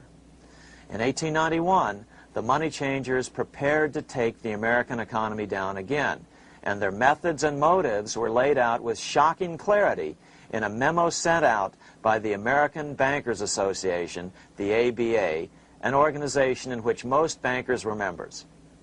Notice that this memo called for bankers to create a depression on a certain date 3 years in the future. According to the Congressional Record, here's how it read in part. On September 1st, 1894, we will not renew our loans under any consideration. On September 1st, we will demand our money. We will foreclose and become mortgagees in possession.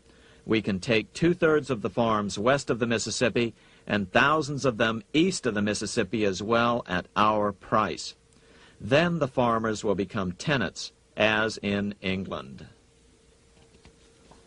These depressions could be controlled because America was on the gold money standard. Since gold is scarce, it's one of the easiest commodities to manipulate. People wanted silver money legalized again so they could escape the stranglehold the money changers had on gold money. People wanted silver money reinstated, reversing Mr. Said's Act of 1873, by then called the Crime of '73. By 1896, the issue of more silver money had become the central issue in the presidential campaign. William Jennings Bryan, a senator from Nebraska, ran for president as a Democrat on the free silver issue. At the Democratic National Convention in Chicago, he made an emotional speech which won him the nomination entitled Crown of Thorns and Cross of Gold. Though Bryan was only 36 years old at the time, this speech is widely regarded as the most famous oration ever made before a political convention.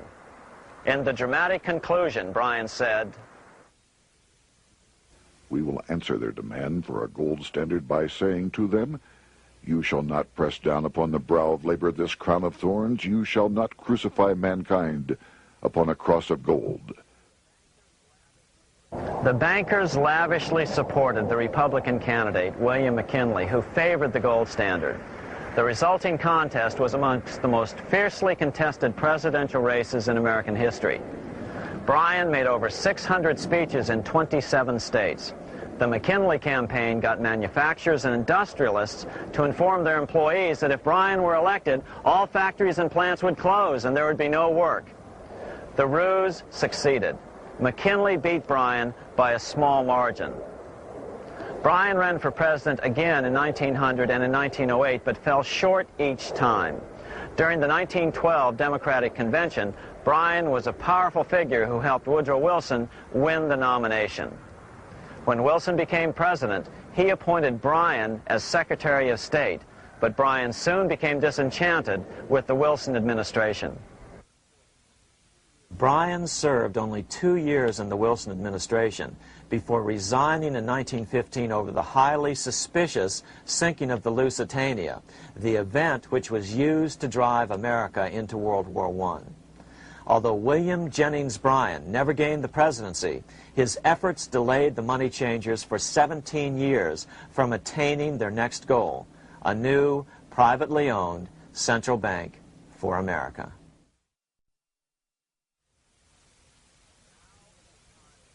Now it was time for the money changers to get back to the business of a new private central bank for America. During the early 1900s, men like J.P. Morgan led the charge. One final panic would be necessary to focus the nation's attention on the supposed need for a central bank.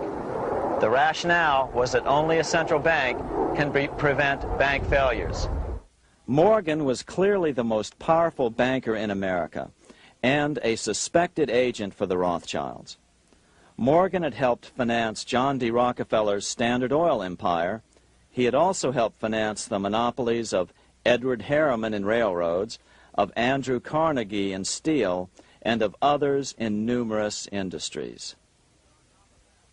But on top of that, J.P. Morgan's father, Junius Morgan, had been America's financial agent to the British. After his father's death, J.P. Morgan took on a British partner, Edward Grenfell, a longtime director of the Bank of England. In fact, upon Morgan's death, his estate contained only a few $1 million. The bulk of the securities most people thought he owned were in fact owned by others. In 1902, President Theodore Roosevelt allegedly went after Morgan and his friends by using the Sherman Antitrust Act to try to break up their industrial monopolies. Actually, Roosevelt did very little to interfere in the growing monopolization of American industry by the bankers and their surrogates. For example, Roosevelt supposedly broke up the Standard Oil monopoly, but it wasn't really broken at all. it was merely divided into 7 corporations, all still controlled by the Rockefellers. The public was aware of this thanks to political cartoonists like Thomas Nast, who referred to the bankers as the money trust. By 1907, the year after Teddy Roosevelt's re-election, Morgan decided it was time to try for a central bank again.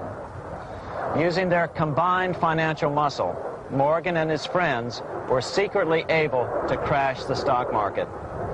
Thousands of small banks were vastly overextended. Some had reserves of less than 1% thanks to the fractional reserve principle.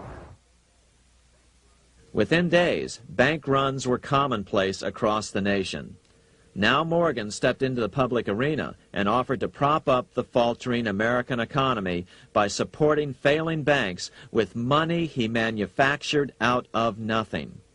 It was an outrageous proposal, far worse than even fractional reserve banking, but Congress let him do it.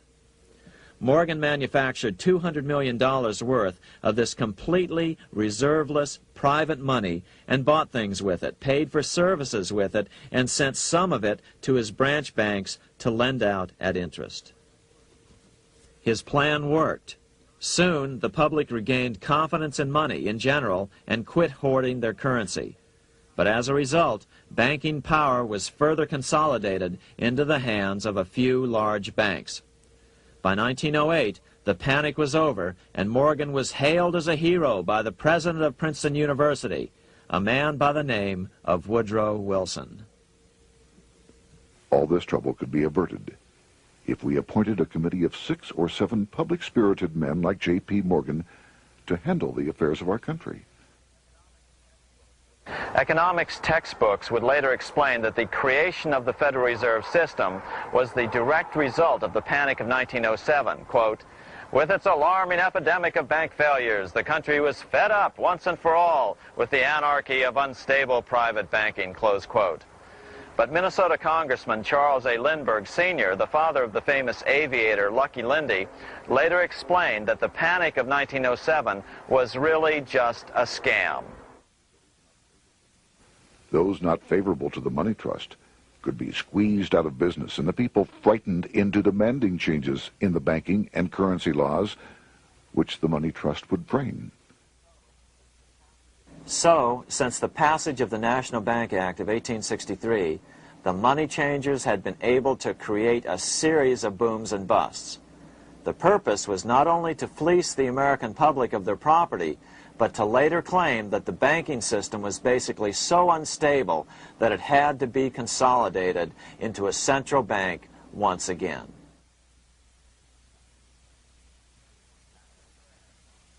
After the crash, Teddy Roosevelt, in response to the Panic of 1907, signed into law a bill creating something called the National Monetary Commission. The commission was to study the banking problem and make recommendations to Congress. Of course, the commission was packed with Morgan's friends and cronies.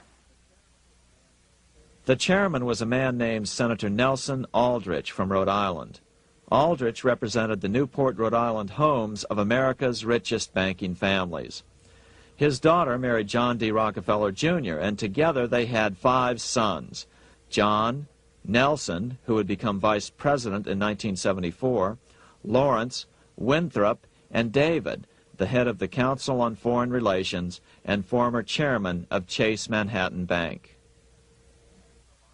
As soon as the National Monetary Commission was set up, Senator Aldrich immediately embarked on a 2-year tour of Europe, where he consulted at length with the private central bankers in England, France, and Germany. The total cost of his trip alone to the taxpayers was $300,000, an astronomical sum in those days. Shortly after his return, on the evening of November 22, 1910, some of the wealthiest and most powerful men in America boarded Senator Aldrich's private rail car and in the strictest secrecy journeyed to this place, Jekyll Island, off the coast of Georgia. With the group came Paul Warburg. Warburg had been given a $500,000 per year salary to lobby for the passage of a privately owned central bank in America by the investment firm Kuhn, Loeb and Company. Warburg's partner in this firm was a man named Jacob Schiff, the grandson of the man who shared the Greenshield house with the Rothschild family in Frankfurt. Schiff, as we'll find out later, was in the process of spending $20 million to finance the overthrow of the Tsar in Russia. These three European banking families, the Rothschilds, the Warburgs, and the Schiffs, were interconnected by marriage down through the years, just as their American banking counterparts, the Morgans, Rockefellers, and Aldriches were. Secrecy was so tight that all 7 primary participants were cautioned to use only first names to prevent servants from learning their identities. Years later, one participant, Frank Vanderlip, president of National City Bank of New York and a representative of the Rockefeller family, confirmed the Jekyll Island trip in a February 9, 1935 edition of the Saturday Evening Post. I was as secretive, indeed as furtive as any conspirator. Discovery, we knew, simply must not happen, or else all our time and effort would be wasted. If it were to be exposed that our particular group had got together and written a banking bill, that bill would have no chance whatever of passage by Congress. The participants came here to figure out how to solve their major problem, how to bring back a privately owned central bank. But there were other problems that needed to be addressed as well. First of all, the market share of the big national banks was shrinking fast. In the first 10 years of the century, the number of U.S. banks had more than doubled to over 20,000. By 1913, only 29% of all banks were national banks, and they held only 57% of all deposits. As Senator Aldrich later admitted in a magazine article, before passage of this act, the New York bankers could only dominate the reserves of New York. Now, we are able to dominate the bank reserves of the entire country. Therefore, something had to be done to bring these new banks under their control. As John D. Rockefeller put it, quote, "Competition is sin," close quote. Secondly, the nation's economy was so strong that corporations were starting to finance their expansions out of profits instead of taking out huge loans from large banks. In the first 10 years of the new century, 70% of corporate funding came from profits. In other words, American industry was becoming independent of the money changers, and that trend had to be stopped. All the participants knew that these problems could be hammered out into a workable solution, but perhaps their biggest problem was a public relations problem, the name of the new bank. That discussion took place right here in this room, one of the many conference rooms in this sprawling hotel, today known as the Jekyll Island Club Hotel. Aldrich believed that the word bank should not even appear in the name. Warburg wanted to call the legislation the National Reserve Bill or the Federal Reserve Bill. The idea here was to give the impression that the purpose of the new central bank was to stop bank runs, but also to conceal its monopoly character. However, it was Aldrich, the egotistical politician, who insisted it be called the Aldrich Bill. After 9 days at Jekyll Island, the group dispersed. The new central bank would be very similar to the old Bank of the United States. It would be given a monopoly over U.S. currency and create that money out of nothing. How does the Fed create money out of nothing? It's a four-step process. But first, a word on bonds. Bonds are simply promises to pay, or government IOUs. People buy bonds to get a secure rate of interest. At the end of the term of the bond, the government repays the bond plus interest, and the bond is destroyed. There are about $3.6 trillion worth of these loans or bonds at present. Now here's the Fed money-making process. Step 1. The Federal Open Market Committee approves the purchase of U.S. bonds on the open market. Step 2. The bonds are purchased by the Fed from whoever is offering them for sale on the open market. Step 3. The Fed pays for the bonds with electronic credits to the seller's bank, which in turn credits the seller's bank account. The trick is that these credits are based on nothing. The Fed just creates them. Step 4. The banks use these deposits as reserves. They can loan out over 10 times the amount of their reserves to new borrowers, all at interest. In this way, a Fed purchase of, say, $1 million worth of bonds gets turned into over $10 million in bank accounts. The Fed, in effect, creates 10% of this totally new money, and the banks create the other 90%. To reduce the amount of money in the economy, the process is just reversed. The Fed sells bonds to the public, and the money flows out of the purchaser's local bank. Loans must be reduced by 10 times the amount of the sale. So, a Fed sale of $1 million in bonds results in $10 million less money in the economy. So how does this benefit the bankers whose representatives huddled at Jekyll Island? First, it totally misdirected banking reform efforts from proper solutions. Second, it prevented a proper debt-free system of government finance, like Lincoln's greenbacks, from making a comeback. The bond-based system of government finance forced on Lincoln after he created greenbacks was now cast in stone. Third, it delegated to the bankers the right to create 90% of our money supply based on only fractional reserves, which they then loan out at interest. Fourth, it centralized overall control of our nation's money supply in the hands of a few men. Fifth, it established a central bank with a high degree of independence from effective political control. Soon after its creation, the Fed's great contraction in the early 1930s would cause the Great Depression. This independence has been enhanced since then through additional laws. In order to fool the public into thinking the government retained control, the plan called for the Fed to be run by a board of governors appointed by the President and approved by the Senate. But all the bankers had to do was to be sure their men got appointed to the board of governors. That wasn't hard. Bankers have money, and money buys influence over politicians. Once the participants left Jekyll Island, the public relations blitz was on. The big New York banks put together an educational fund of $5 million to finance professors at respected universities to endorse the new bank. Woodrow Wilson at Princeton was one of the first to jump on the bandwagon. But the bankers' subterfuge didn't work. The Aldrich Bill was quickly identified as the bankers' bill, a bill to benefit only what became known as the money trust. As Congressman Lindbergh put it during the congressional debate, the Aldrich Plan is the Wall Street Plan. It means another panic, if necessary, to intimidate the people. Aldrich, paid by the government to represent the people, proposes a plan for the trusts instead. seeing they didn't have the votes to win in Congress, the Republican leadership never brought the Aldrich bill to a vote. The bankers quietly decided to move to Track 2, the Democratic alternative. They began financing Woodrow Wilson as the Democratic nominee.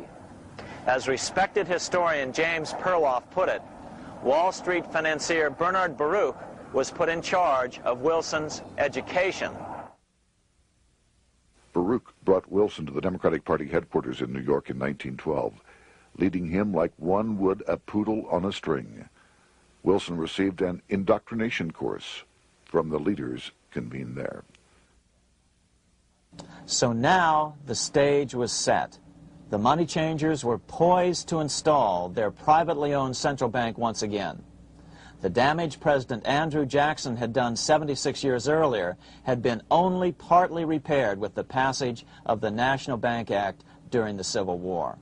Since then, the battle had raged on across the decades. The Jacksonians became the greenbackers, who became the hardcore supporters of William Jennings Bryan. With Bryan leading the charge, these opponents of the money changers, ignorant of Baruch's tutelage, now threw themselves behind Democrat Woodrow Wilson. They and Bryan would soon be betrayed.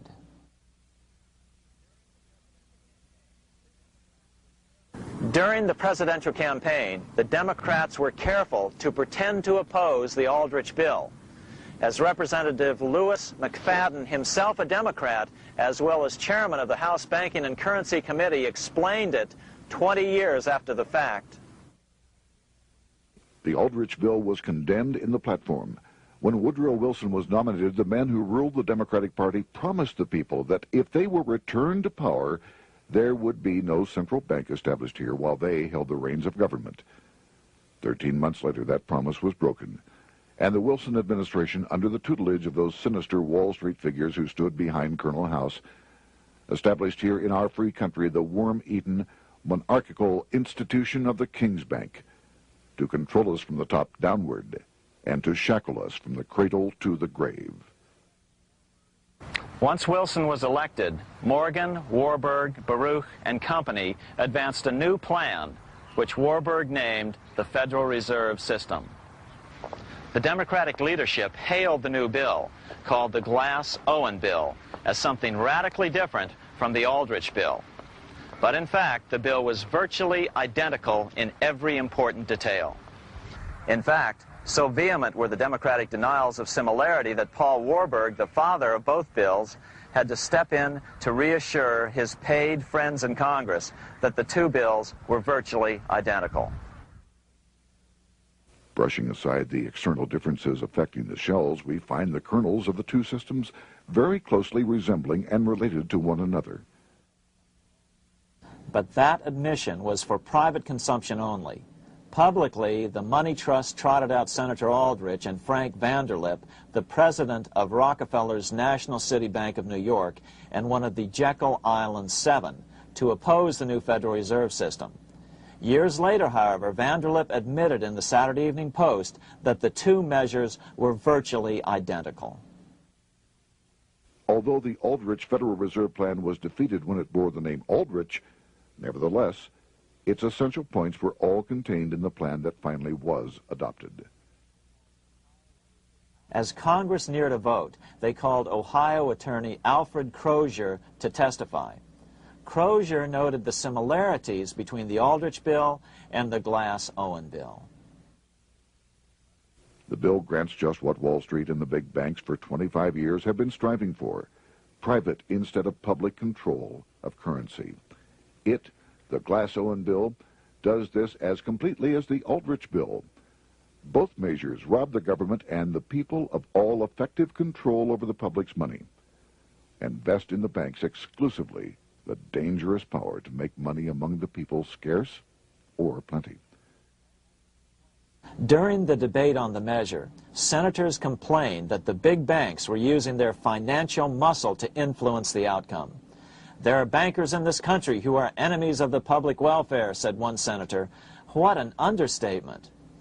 Despite the charges of deceit and corruption, the bill was finally snuck through the Senate on December 22, 1913, after most senators had left town for the holidays, after having been assured by the leadership that nothing would be done until long after the Christmas recess. On the day the bill was passed, Congressman Lindbergh prophetically warned his countrymen that this act establishes the most gigantic trust on earth. When the president signs this bill, the invisible government by the monetary power will be legalized.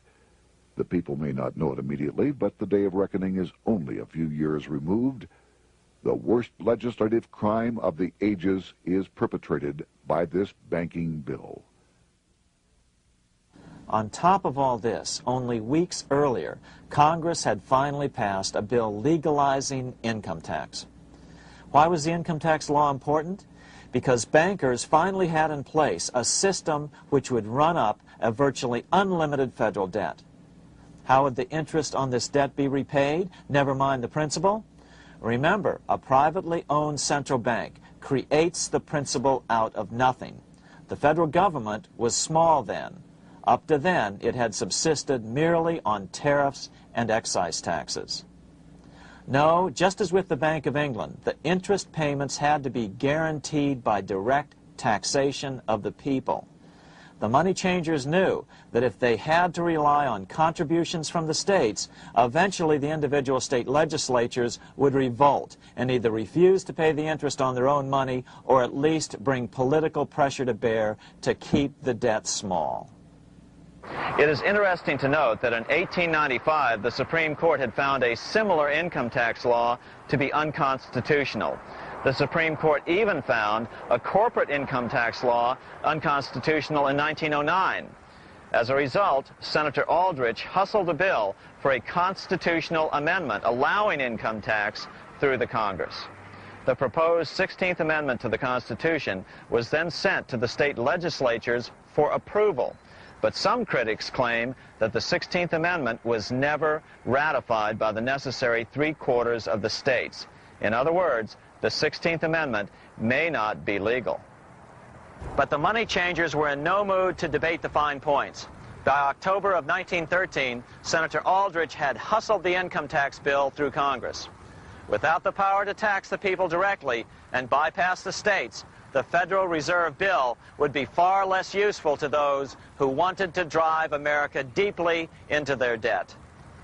A year after the passage of the Federal Reserve Bill, Congressman Lindbergh explained how the Fed created what we have come to call the business cycle and how they use it to their advantage. To cause high prices, all the Federal Reserve Board will do will be to lower the rediscount rate, producing an expansion of credit and a rising stock market. Then, when businessmen are adjusted to these conditions, it can check prosperity in mid-career by arbitrarily raising the rate of interest. It can cause the pendulum of a rising and falling market to swing gently back and forth by slight changes in the discount rate, or cause violent fluctuations by a greater rate variation. And in either case, it will possess inside information as to financial conditions and advanced knowledge of the coming change, either up or down. This is the strangest, most dangerous advantage ever placed in the hands of a special privileged class by any government that ever existed. The system is private, conducted for the sole purpose of obtaining the greatest possible profits from the use of other people's money. They know in advance when to create panics to their advantage. They also know when to stop panic. Inflation and deflation work equally well for them when they control finance. Congressman Lindbergh was correct on all points. What he didn't realize was that most European nations had already fallen prey to the central bankers decades or centuries earlier. But he also mentions the interesting fact that only 1 year later, the Fed had cornered the market in gold. This is how he put it, quote, "Already, the Federal Reserve banks have cornered the gold and gold certificates," close quote. But Congressman Lindbergh was not the only critic of the Fed.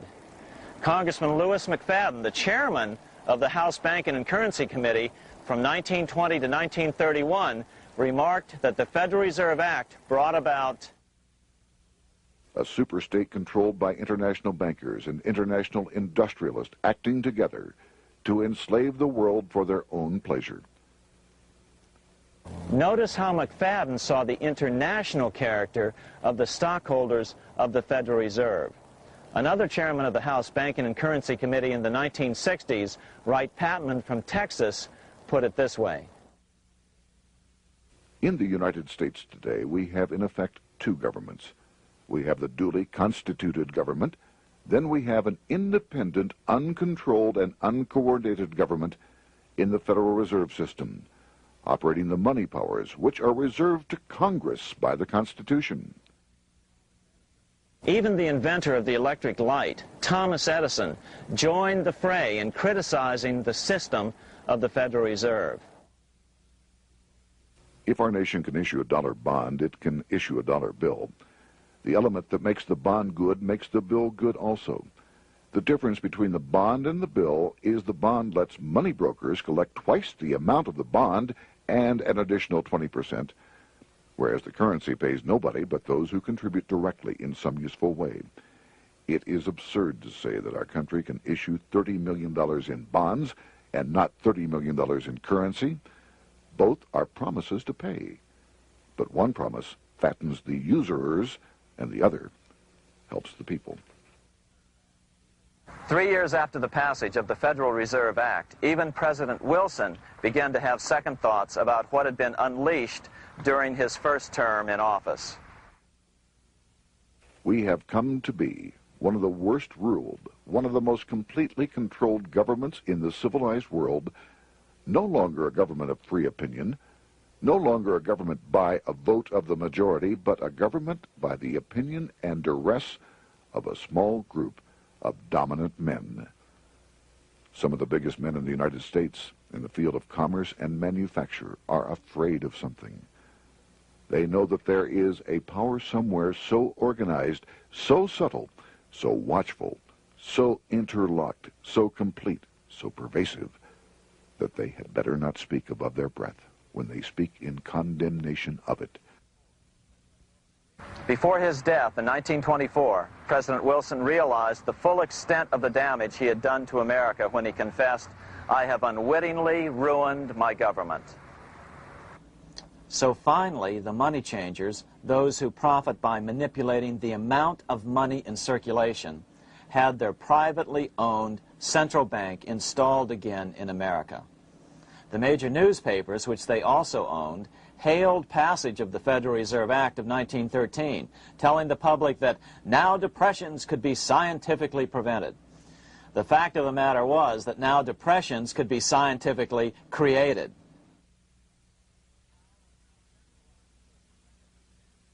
Power was now centralized to a tremendous extent. Now it was time for a war, a really big war. In fact, the First World War. Of course, to the central bankers, the political issues of war don't matter nearly as much as the profit potential, and nothing creates debts like warfare. England was the best example at that time. During the 119-year period between the founding of the Bank of England and Napoleon's defeat at Waterloo, England had been at war for 56 years, and much of the remaining time she'd been preparing for war. In World War I, the German Rothschilds loaned money to the Germans, the British Rothschilds loaned money to the British, and the French Rothschilds loaned money to the French.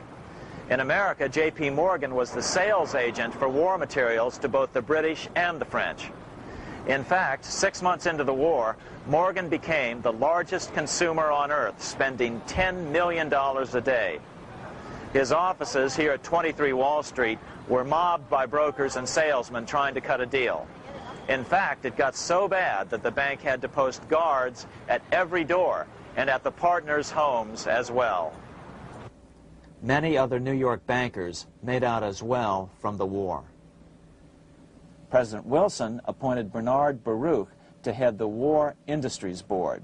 According to historian James Perloff, both Baruch and the Rockefellers profited by some $200 million during the war. But profits were not the only motive. There was also revenge. The money changers never forgave the czars for their support of Lincoln during the Civil War. Also, Russia was the last major European nation to refuse to give in to the privately owned central bank scheme. 3 years after World War I broke out, the Russian Revolution toppled the Tsar and installed the scourge of communism. Jacob Schiff of Kuhn Loeb and Company bragged from his deathbed that he had spent $20 million towards the defeat of the Tsar. Money was funneled from England to support the revolution as well. Why would some of the richest men in the world financially back communism, the system that was openly vowing to destroy the so-called capitalism that made them wealthy? Researcher Gary Allen explained it this way. If one understands that socialism is not a share the wealth program, but is in reality a method to consolidate and control the wealth, then the seeming paradox of super-rich men promoting socialism becomes no paradox at all. Instead, it becomes logical, even the perfect tool of power-seeking megalomaniacs. Communism, or more accurately socialism, is not a movement of the downtrodden masses, but of the economic elite. As W. Cleon Skousen put it, In his 1970 book, The Naked Capitalist, power from any source tends to create an appetite for additional power. It was almost inevitable that the super-rich would one day aspire to control not only their own wealth, but the wealth of the whole world. To achieve this, they were perfectly willing to feed the ambitions of the power-hungry political conspirators who were committed to the overthrow of all existing governments and the establishments of a central worldwide dictatorship. but what if these revolutionaries get out of control and try to seize power from the super-rich? After all, it was Mao Zedong who in 1938 stated his position concerning power. Political power grows out of the barrel of a gun. The Wall Street, London axis elected to take the risk. The master planners attempted to control revolutionary communist groups by feeding them vast quantities of money when they obeyed and contracting their money supply or even financing their opposition if they got out of control. Lenin began to understand that although he was the absolute dictator of the new Soviet Union, he was not pulling the financial strings. Someone else was silently in control. The state does not function as we desired. The car does not obey. A man is at the wheel and seems to lead it, but the car does not drive in the desired direction. It moves as another force wishes.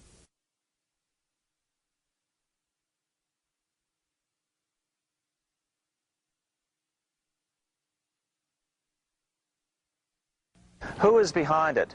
Representative Louis T. McFadden, the chairman of the House Banking and Currency Committee throughout the 1920s and into the Great Depression years of the 1930s, explained it this way. The course of Russian history has indeed been greatly affected by the operations of international bankers. The Soviet government has been given United States Treasury funds by the Federal Reserve Board, acting through the Chase Bank. England has drawn money from us through the Federal Reserve banks and has relent it at high rates of interest to the Soviet government. The Dnipro Dam was built with funds unlawfully taken from the United States Treasury by the corrupt and dishonest Federal Reserve Board and the Federal Reserve banks. In other words, the Fed and the Bank of England, at the behest of the international bankers who controlled them, were creating a monster, one which would fuel 7 decades of unprecedented communist revolution, warfare, and most importantly, debt. In case you think there's some chance that the money changers got communism going and then lost control, in 1992, the Washington Times reported that Russian President Boris Yeltsin was upset that most of the incoming foreign aid was being siphoned off, quote, straight back into the coffers of Western banks in debt service, close quote. No one in his right mind would claim that a war as large as World War I had a single cause. Wars are complex things with many causative factors. But on the other hand, it would also be equally foolish to ignore as a prime cause of World War I those who would profit the most from the war. The role of the money changers is no wild conspiracy theory. They had a motive, a short-ranged, self-serving motive, as well as a long-range political motive of advancing totalitarian governments, with the money changers maintaining the financial clout to control whatever politician might emerge as the leader. Next, we'll see what the money changers' ultimate political goal is for the world.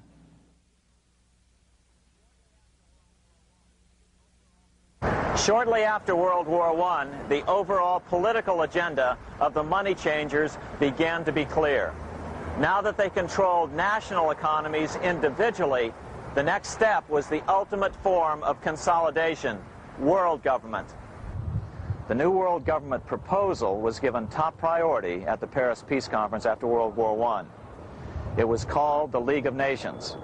But much to the surprise of Paul Warburg and Bernard Baruch, who attended the peace conference with President Wilson, the world was not yet ready to dissolve national boundaries. Nationalism still beats strong in the human breast. For example, Lord Curzon, the British Foreign Secretary, called the League of Nations a good joke, even though it was the stated policy of the British government to support it. To the humiliation of President Wilson, the U.S. Congress wouldn't ratify the League either, despite the fact that it had been ratified by many other nations. Without money flowing from the U.S. Treasury, the League died. After World War I, the American public had grown tired of the internationalist policies of Democrat Woodrow Wilson. In the presidential election of 1920, Republican Warren Harding won a landslide victory with over 60% of the vote. Harding was an ardent foe of both Bolshevism and the League of Nations. His election, which opened a 12-year run of Republican presidents in the White House, led to an unprecedented era of prosperity known as the Roaring Twenties. Despite the fact that the war had brought America a debt 10 times larger than its Civil War debt, still the American economy surged. Gold had poured into the country during the war, and it continued to do so afterwards.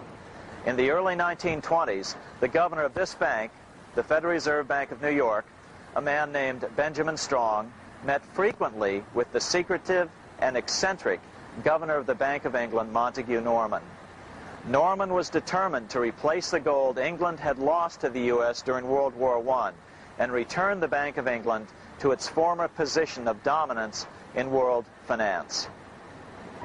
On top of that, rich with gold, the American economy might get out of control again, just like it had done after the Civil War. During the next 8 years, under the presidencies of Harding and Coolidge, the huge federal debt built up during World War I was cut by 38%, down to $16 billion, the greatest percentage drop in U.S. history. During the election of 1920, Warren Harding and Calvin Coolidge ran against James Cox, the governor of Ohio, and the little-known Franklin D. Roosevelt, who had previously risen to no higher post than President Wilson's Assistant Secretary of the Navy. After his inauguration, Harding moved quickly to formally kill the League of Nations. Then he quickly moved to reduce domestic taxes while raising tariffs to record heights. Now, this was a revenue policy of which most of the Founding Fathers would certainly have approved. His second year in office, Harding took ill on a train trip in the West and suddenly died. Although no autopsy was performed, the cause was said to be either pneumonia or food poisoning. When Coolidge took over, he continued Harding's domestic economic policy of high tariffs on imports while cutting income taxes. As a result, the economy grew at such a rate that net revenue still increased. Now that had to be stopped. So just as they'd done so frequently before, the money changers decided it was time to crash the American economy. The Federal Reserve began flooding the country with money. They increased the money supply by 62% during these years. Money was plentiful. This is why it was known as the Roaring Twenties. Before his death in 1919, former President Teddy Roosevelt warned the American people what was going on. As reported in the March 27, 1922 edition of the New York Times, Roosevelt said, "These international bankers and Rockefeller Standard Oil interests control the majority of newspapers and the columns of these papers to club into submission or drive out of public office officials who refuse to do the bidding of the powerful, corrupt cliques which compose the invisible government." Just one day before, in the New York Times, the mayor of New York, John Hylan, quoted Roosevelt and blasted those he saw as taking control of America, its political machinery, and its press. The warning of Theodore Roosevelt has much timeliness today, for the real menace of our republic is this invisible government which, like a giant octopus, sprawls its slimy length over city, state, and nation. It seizes in its long and powerful tentacles our executive officers, our legislative bodies, our schools, our courts, our newspapers, and every agency created for the public protection. To depart from mere generalizations, let me say that at the head of this octopus are the Rockefeller Standard Oil interest and a small group of powerful banking houses generally referred to as the international bankers. The little coterie of powerful international bankers virtually run the United States government for their own selfish purposes. They practically control both parties, write political platforms, make cat's paws of party leaders, use the leading men of private organizations, and resort to every device to place a nomination for high public office only such candidates as will be amenable to the dictates of corrupt big business. These international bankers and Rockefeller Standard Oil interests control the majority of newspapers and magazines in this country. Why didn't people listen to such strong warnings and demand that Congress reverse its 1913 passage of the Federal Reserve Act? Because remember, it was the 1920s. A steady increase in bank loans contributed to a rising market. In other words, just as it is today, in times of prosperity, no one wants to worry about economic issues. But there was a dark side to all this prosperity. Businesses expanded and became strung out on credit. Speculation in the booming stock market became rampant. Although everything looked rosy, it was a castle made of sand. When all was in readiness, in April of 1929, Paul Warburg, the father of the Federal Reserve, sent out a secret advisory warning his friends that a collapse and nationwide depression was certain. In August of 1929, the Fed began to tighten money. It is not a coincidence that the biographies of all the Wall Street giants of that era, John D. Rockefeller, J.P. Morgan, Bernard Baruch, etc., all marvel that they got out of the stock market just before the crash and put all their assets in cash or gold. On October 24th, 1929, the big New York bankers called in their 24-hour broker call loans. This meant that both stockbrokers and customers had to dump their stocks on the market to cover their loans, no matter what price they had to sell them for. As a result, the market tumbled, and that day was known as Black Thursday. According to John Kenneth Galbraith, writing in The Great Crash, 1929, at the height of the selling frenzy, Bernard Baruch brought Winston Churchill into the visitors' gallery of the New York Stock Exchange here to witness the panic and impress him with his power over the wild events down on the floor. Congressman Louis McFadden, chairman of the House Committee on Banking and Currency from 1920 to 1931, knew who to blame. He accused the Fed and the international bankers of orchestrating the crash. It was not accidental. It was a carefully contrived occurrence. The international bankers sought to bring about a condition of despair here so that they might emerge as rulers of us all. But McFadden went even farther. He openly accused them of causing the crash in order to steal America's gold. In February 1931, in the midst of the Depression, he put it this way. I think it can hardly be disputed that the statesmen and financiers of Europe are ready to take almost any means to reacquire rapidly the gold stock which Europe lost to America as the result of World War I. Curtis Dahl, a broker for Lehman Brothers, was on the floor of the New York Stock Exchange the day of the crash. In his 1970 book, FDR, My Exploited Father-in-Law, he explained that the crash was triggered by the planned sudden shortage of call money in the New York money market. Actually, it was the calculated shearing of the public by the world money powers triggered by the planned sudden shortage of call money in the New York money market. Within a few weeks, $3 billion of wealth simply seemed to vanish. Within a year, $40 billion had been lost. But did it really disappear?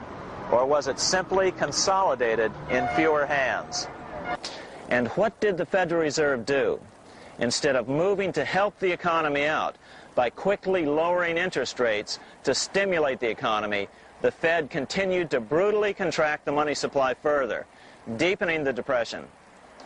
Between 1929 and 1933, the Fed reduced the money supply by an additional 33%. Although most Americans have never heard that the Fed was the cause of the Depression, this is well known among top economists. Milton Friedman, the Nobel Prize-winning economist now of Stanford University, said the same thing in a National Public Radio interview in January of 1996. The Federal Reserve definitely caused the Great Depression by contracting the amount of currency in circulation by 1/3 from 1929 to 1933. But the money lost by most Americans during the Depression didn't just vanish. It was just redistributed into the hands of those who had gotten out just before the crash and had purchased gold, which is always a safe place to put your money just before a depression. But America's money also went overseas. Incredibly, as President Hoover was heroically trying to rescue banks and prop up businesses, with millions of Americans starving as the Great Depression deepened, millions of dollars were being spent rebuilding Germany from damage sustained during World War I. 8 years before Hitler would invade Poland, Representative Louis McFadden, chairman of the House Banking and Currency Committee, warned Congress that Americans were paying for Hitler's rise to power. After World War I, Germany fell into the hands of the German international bankers. Those bankers bought her, and they now own her lock, stock, and barrel. They have purchased her industries, they have mortgages on her soil, they control her production, they control all her public utilities. The international German bankers have subsidized the present government of Germany, and they have also supplied every dollar of the money Adolf Hitler has used in his lavish campaign to build up a threat to the government of Brüning. When Brüning fails to obey the orders of the German international bankers, Hitler is brought forth to scare the Germans into submission. Through the Federal Reserve Board, over $30 billion of American money has been pumped into Germany. You have all heard of the spending that's taken place in Germany. Modernistic dwellings, her great planetariums, her gymnasiums, her swimming pools, her fine public highways, her perfect factories. All this was done on our money. All this was given to Germany through the Federal Reserve Board. The Federal Reserve Board has pumped so many billions of dollars into Germany that they dare not name the total. Franklin D. Roosevelt was swept into office during the 1932 presidential election. Once Roosevelt was in office, however, sweeping emergency banking measures were immediately announced, which did nothing but increase the Fed's power over the money supply. Then, and only then, did the Fed finally begin to loosen the purse strings and feed new money out to the starving American people. At first, Roosevelt railed against the money changers as being the cause of the Depression. Believe it or not, this is what he said on March 4th, 1933, in his inaugural address. Practices of the unscrupulous money changers stand indicted in the court of public opinion, rejected by the hearts and minds of men. The money changers have fled from their high seats in the temple of our civilization. But 2 days later, Roosevelt declared a bank holiday and closed all banks. Later that year, Roosevelt outlawed private ownership of all gold bullion and all gold coins with the exception of rare coins. Most of the gold in the hands of the average American was in the form of gold coins. The new decree was, in effect, a confiscation. Those who didn't comply risk as much as 10 years in prison and a $10,000 fine, the equivalent of $100,000 today. Out in small-town America, some people didn't trust Roosevelt's order. Many were torn between keeping their hard-earned wealth or obeying the government. Those who did turn in their gold were paid the official price for it, $20.66 per ounce. So unpopular was the confiscation order that no one anywhere in government would take credit for authoring it. No congressman claimed it. At the signing ceremony, President Roosevelt made it clear to all present that he was not the author of it and publicly stated that he had not ever read it. Even his Secretary of the Treasury said he'd never read it either, saying it was, quote, what the experts wanted. Roosevelt convinced the public to give up their gold by saying that pooling the nation's resources was necessary to get America out of the Depression. With great fanfare, he ordered a new bullion depository built to hold the mountain of gold the U.S. government was illegally confiscating. By 1936, the U.S. bullion depository at Fort Knox was completed, and in January 1937, the gold began to flow into it. The rip-off of the ages was about to proceed. In 1935, once the gold had all been turned in, the official price of gold was suddenly raised to $35 per ounce. But the catch was, only foreigners could sell their gold at the new higher price. The money changers who had heeded Warburg's note and gotten out of the stock market just before the crash and bought gold at $20.66 per ounce, then shipped it to London, could now bring it back and sell it back to the government, nearly doubling their money while the average American starved. The Fort Knox Bullion Depository sits here in the middle of the Fort Knox Military Reservation, 30 miles southwest of Louisville, Kentucky. This was as close as we were permitted to get to the depository despite years of letters from members of Congress to allow our film crew inside. The 4-acre grounds immediately surrounding the building are guarded by an electrified steel fence, an open moat, and 4 machine-gun-armed guard pillboxes at the structure's corners. When the gold began arriving on January 13, 1937, there was unprecedented security. Thousands of official guests watched the arrival of a 9-car train from Philadelphia, guarded by armed soldiers, postal inspectors, Secret Servicemen, and guards from the U.S. Mint. It was all great theater. America's gold supply from across the land had been pooled, supposedly for the public benefit, and then safely tucked into Fort Knox. But all that security would soon be breached by the government itself. Now the stage was set for a really big war, one which would pile up debt far beyond that of World War I. For example, in 1944 alone, the U.S. national income was only $183 billion, yet $103 billion was spent on the war. This was 30 times the spending rate during World War I. In fact, the American taxpayer picked up 55% of the total Allied cost of the war. But equally important, virtually every nation involved in World War II greatly multiplied their debt. In the U.S., for example, federal debt went from $43 billion in 1940 up to $257 billion in 1950, an increase of 598%. Between 1940 and 1950, Japanese debt swelled 1,348%. French debt grew 583%, and Canadian debt soared 417%. After the war, the world was now divided into 2 economic camps: communist command economies on the one hand versus monopoly capitalists on the other, set to fight it out in one perpetual and highly profitable arms race. It was finally time for the central bankers to embark in earnest on their 3-step plan to centralize the economic systems of the entire world and finally bring about their global government or New World Order. The phases of this plan were: Step 1, central bank domination of national economies worldwide. Step 2, centralize regional economies through organizations such as the European Monetary Union and regional trade unions such as NAFTA.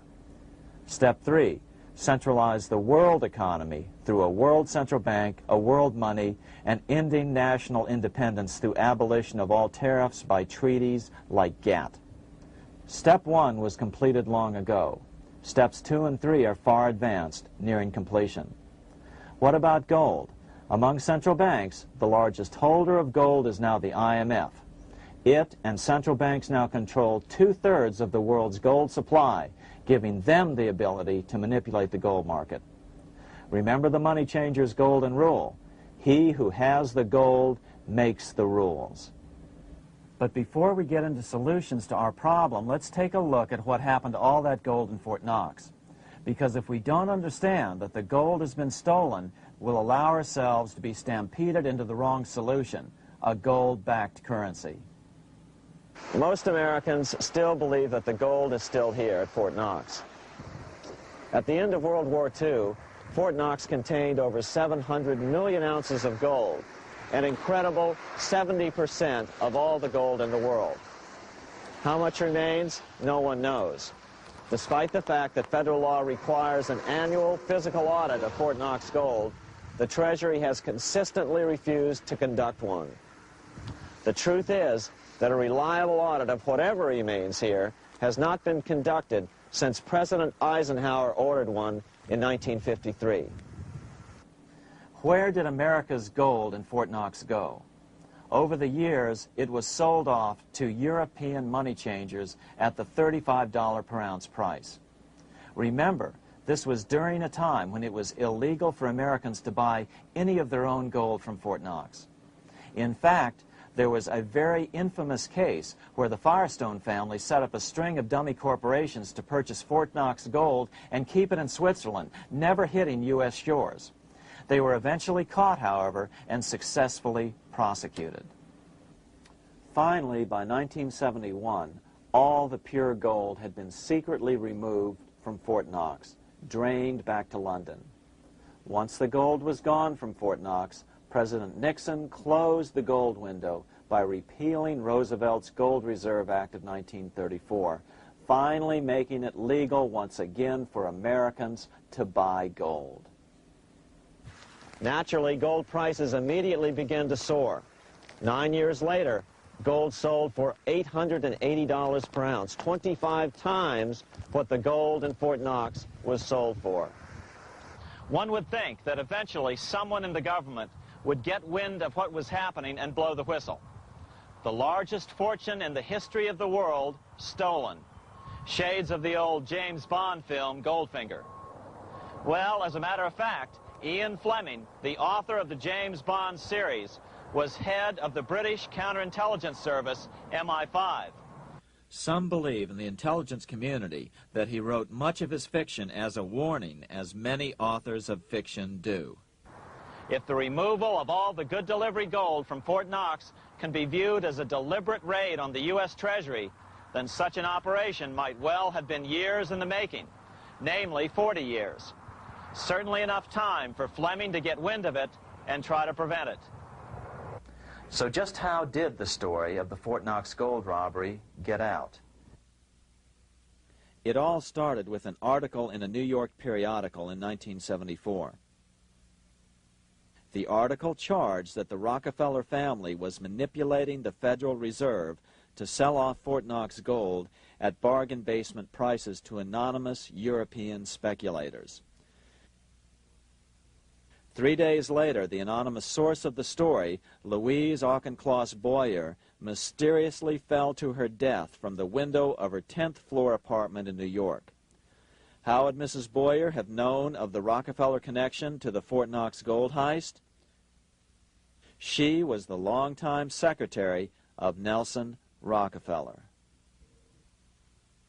For the next 14 years, this man, Ed Durrell, a wealthy Ohio industrialist, devoted himself to a quest for the truth concerning the Fort Knox gold. He wrote thousands of letters to over 1,000 government and banking officials, trying to find out how much gold was really left and where the rest of it had gone. Edith Roosevelt, the granddaughter of President Teddy Roosevelt, questioned the actions of the government in a March 1975 edition of the New Hampshire Sunday News. Allegations of missing gold from our Fort Knox vaults are being widely discussed in European financial circles. But what is puzzling is that the administration is not hastening to demonstrate conclusively that there is no cause for concern over our gold treasure, if indeed it is in a position to do so.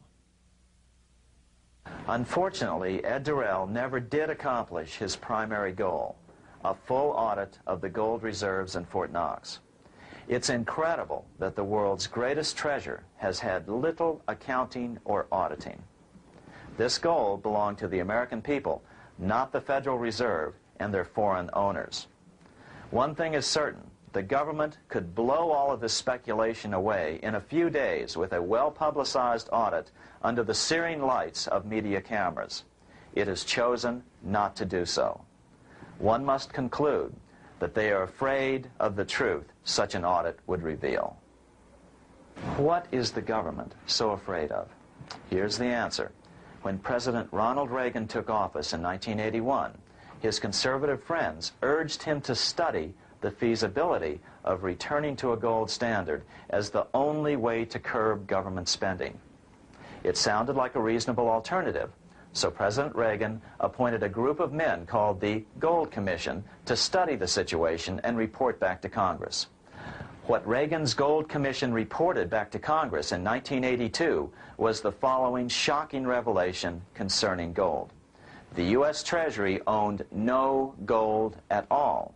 All the gold that was left in Fort Knox was now owned by the Federal Reserve, a group of private bankers, as collateral against the national debt. The truth of the matter is that never before has so much money been stolen from the hands of the general public and put into the hands of a small group of private investors, the money changers.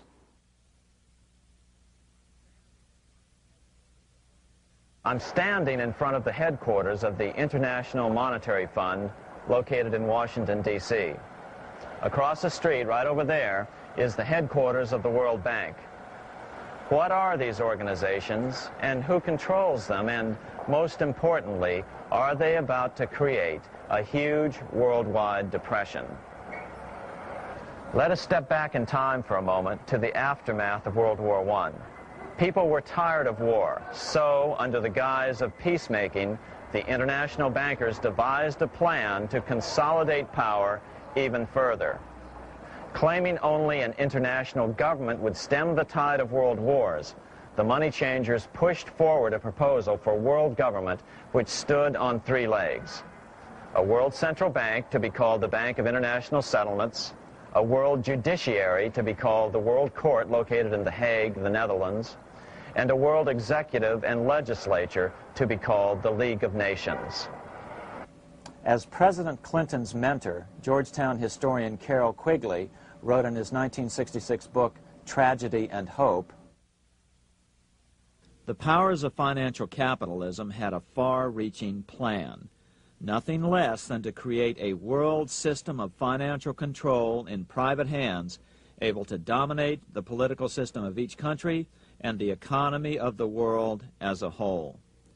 This system was to be controlled in a feudalistic fashion by the central banks of the world, acting in concert by secret agreements arrived at in frequent meetings and conferences. The apex of the system was to be the Bank for International Settlements in Bâle, Switzerland, a private bank owned and controlled by the world central banks, which were themselves private corporations.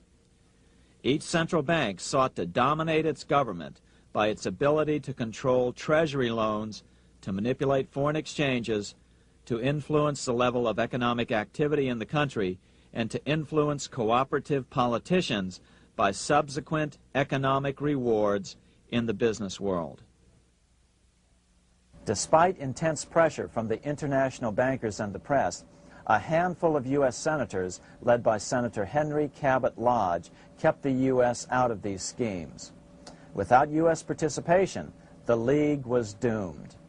Incredibly, even though the U.S. rejected the World Central Bank, the BIS, the New York Federal Reserve ignored its government and arrogantly sent representatives to Switzerland to participate in the central bankers' meeting right up until 1994, when the U.S. was finally officially dragged into it. Their world government schemes thwarted, the bankers resorted to the old formula, another war to wear down the resistance to world government while reaping handsome profits. To this end, Wall Street helped resurrect Germany through the Thyssen banks, which were affiliated with the Harriman interest in New York, just as the Chase Bank had assisted in the financing of the Bolshevik Revolution in Russia during World War I. Chase Bank was controlled by the Rockefeller family. Subsequently, it was merged with Warburg's Manhattan Bank to form the Chase Manhattan Bank. Now this has merged with Chemical Bank of New York, making it the largest Wall Street bank. Their strategy worked. Even before World War II was over, world government was back on track. In 1944, at Bretton Woods, New Hampshire, the International Monetary Fund and the World Bank were approved with full U.S. participation. The Second League of Nations, renamed the United Nations, was approved in 1945. Soon, a new international court system was functioning as well. All effective opposition to these international bodies before the war had evaporated in the heat of war, just as planned. These new organizations simply repeated on a world scale what the National Banking Act of 1864 and the Federal Reserve Act of 1913 had established in the U.S. They created a banking cartel composed of the world's central banks, which gradually assumed the power to dictate credit policies to the banks of all the nations. For example, just as the Federal Reserve Act authorized the creation of a new national fiat currency called Federal Reserve Notes, the IMF has been given the authority to issue a world fiat money called Special Drawing Rights, or SDRs. To date, the IMF has created in excess of $30 billion worth of SDRs. Member nations are being pressured to make their currencies fully exchangeable for SDRs. In 1968, Congress approved laws authorizing the Fed to accept SDRs as reserves in the U.S. and to issue Federal Reserve notes in exchange for SDRs. What does that mean? It means that in the U.S., SDRs are already a part of our lawful money. And what about gold? SDRs are already partially backed by gold. And with 2/3 of world gold now in the hands of central banks, the money changers can go about structuring the world's economic future in whichever way they deem most profitable. Keep in mind, just as the Fed is controlled by its Board of Governors, the IMF is controlled by its Board of Governors, which are either the heads of the different central banks or the heads of the various national treasury departments dominated by their central banks. Voting power in the IMF gives the U.S. and the UK, that is to say the Fed and the Bank of England, effective control. Just as the Fed controls the amount of money in the U.S., the BIS, IMF, and World Bank control the money supply for the world.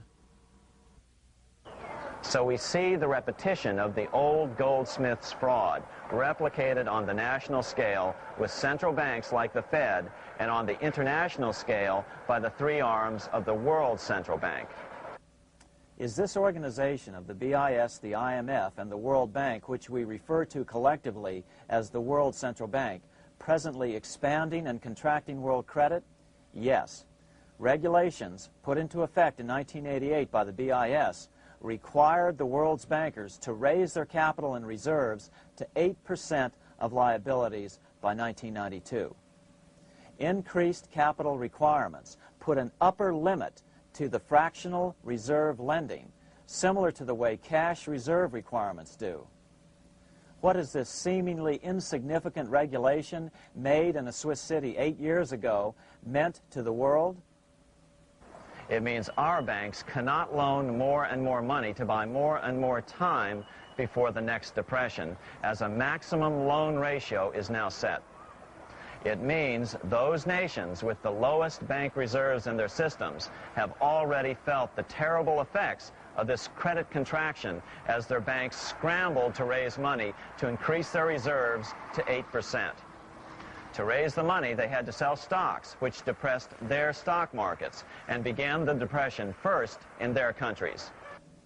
Japan, which in 1988 had among the lowest capital and reserve requirements and thus was the most affected by the regulation, has experienced a financial crash which began almost immediately in 1989, which has wiped out a staggering 50% of the value of its stock market since 1990 and 60% of the value of its commercial real estate. the Bank of Japan has lowered its interest rates to 0.5%, practically giving away money to resurrect the economy, but still the depression worsens. Due to the $20 billion U.S. bailout of Mexico, the financial collapse in that nation is already known here. Yet despite the bailout, the economy continues to be a disaster. One huge debt after another is rolled over as new loans are being made simply to enable Mexico to pay the interest on the old loans. In the south of Mexico, the poor have been in open revolt as every spare peso is being siphoned out of the country to make interest payments. It is important to note that a radical transfer of power is taking place as nations become subservient to a supranational world central bank controlled by a handful of the world's richest bankers. As the IMF creates more and more SDRs by the stroke of a pen on IMF ledgers, more and more nations borrow them to pay interest on their mounting debts and gradually fall under the control of the faceless bureaucrats of the World Central Bank. As the worldwide depression worsens and spreads, this will give the World Central Bank the power of economic life and death over these nations. It will decide which nations will be permitted to receive further loans and which nations will starve. Despite all the rhetoric about development and the alleviation of poverty, the result is a steady transfer of wealth from the debtor nations to the money changers' central banks which control the IMF and the World Bank. For example, in 1992, the Third World debtor nations, which borrowed from the World Bank, paid $198 million more to the central banks of the developed nations for World Bank-funded purposes than they received from the World Bank. All this increases their permanent debt in exchange for temporary relief of poverty caused by prior borrowings. Already, these repayments exceed the amount of the new loans. By 1992, Africa's external debt had reached $290 billion, 2.5 times greater than in 1980, resulting in skyrocketing infant mortality rates and unemployment, deterioration of schools, housing, and the general health of the people. The entire world faces the immeasurable suffering already destroying the Third World and now Japan, all for the benefit of the money changers. As one prominent Brazilian politician put it, "The Third World War has already started.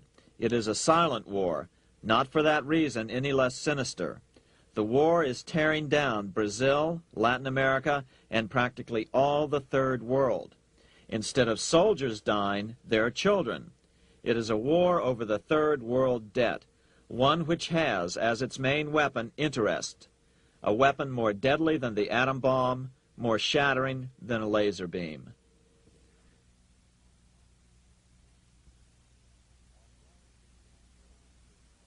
Although it would be absurd to ignore the pivotal role played by influential families such as the Rothschilds, the Warburgs, the Schiffs, the Morgans, and the Rockefellers in any review of the history of central banking and fractional banking, keep in mind, by now, central banks and the large commercial banks are up to 3 centuries old and deeply entrenched in the economic life of many nations. These banks are no longer dependent on clever individuals such as a Nathan Rothschild. Years ago, the question of ownership was important, but no longer. For example, both the Bank of England and the Bank of France were nationalized after World War II, and nothing changed, nothing at all. They endure and continue to grow, now protected by numerous laws, paid politicians, and mortgaged media, untouched by the changing of generations. 3 centuries have given them an aura of respectability. The old school tie is now worn by the 6th generation son, who's been raised in a system that he may never question as he is named to serve on the governing boards of countless philanthropic organizations. To focus attention today on individuals or families, or to attempt to sort out the current holders of power, serves little useful purpose and would be a distraction from the cure. The problem is far bigger than that. It is the corrupt banking system that was and is being used to consolidate vast wealth into fewer and fewer hands that is our current economic problem. Change the names of the main players now, and the problem will neither go away nor even miss a beat. Likewise, among the hordes of bureaucrats working in the World Bank, central banks, and international banks, only a tiny fraction have any idea of what's really going on. No doubt they'd be horrified to learn that their work is contributing to the terrible impoverishment and gradual enslavement of mankind to a few incredibly rich plutocrats. So really, there's no use in emphasizing the role of individuals anymore. And the problem even transcends the normal spectrum of political right and left. Both communism and socialism, as well as monopoly capitalism, have been used by the money changers. Today, they profit from either side of the new political spectrum.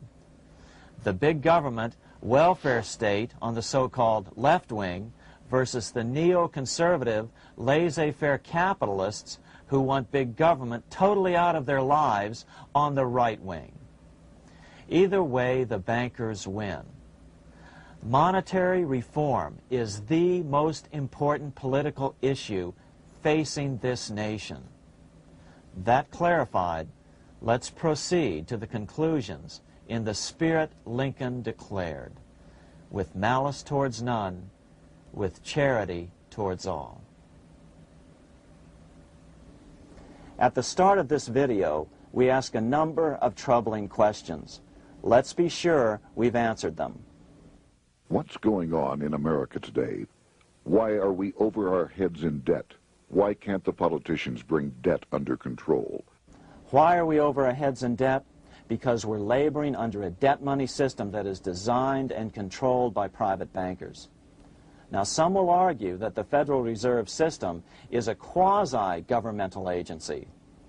But the President appoints only 2 of the 7 members of the Federal Reserve Board of Governors every 4 years. And he appoints them to 14-year terms, far longer than his own.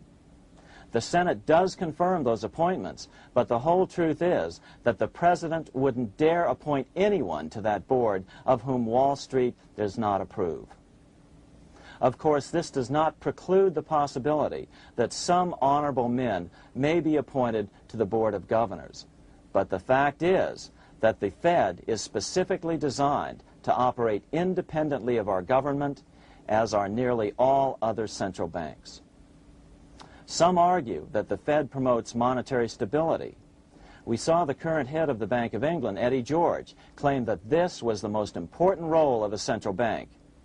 In fact, the Fed's record of stabilizing the economy shows it to be a miserable failure in this regard. Within the first 25 years of its existence, the Fed caused 3 major economic downturns, including the Great Depression, and for the last 30 years has shepherded the American economy into a period of unprecedented inflation. Again, this is not some wild conspiracy theory. It's a well-known fact among top economists. As Nobel Prize-winning economist Milton Friedman put it, the stock of money, prices, and output was decidedly more unstable after the establishment of the Federal Reserve System than before. The most dramatic period of instability in output was, of course, the period between the 2 wars, which includes the severe monetary contractions of 1920-21, 1929-33, and 1937-38. No other 20-year period in American history contains as many as 3 such severe contractions.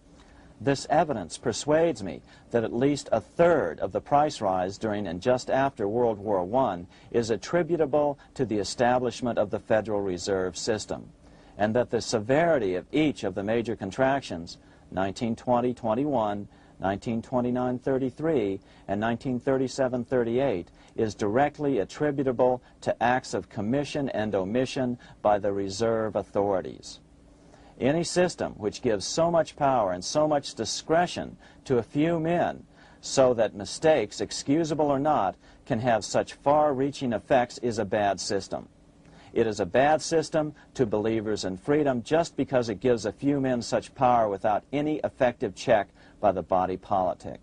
This is the key political argument against an independent central bank. To paraphrase Clemenceau, money is much too serious a matter to be left to the central bankers. We must learn from our history before it is too late. Why can't politicians control the federal debt?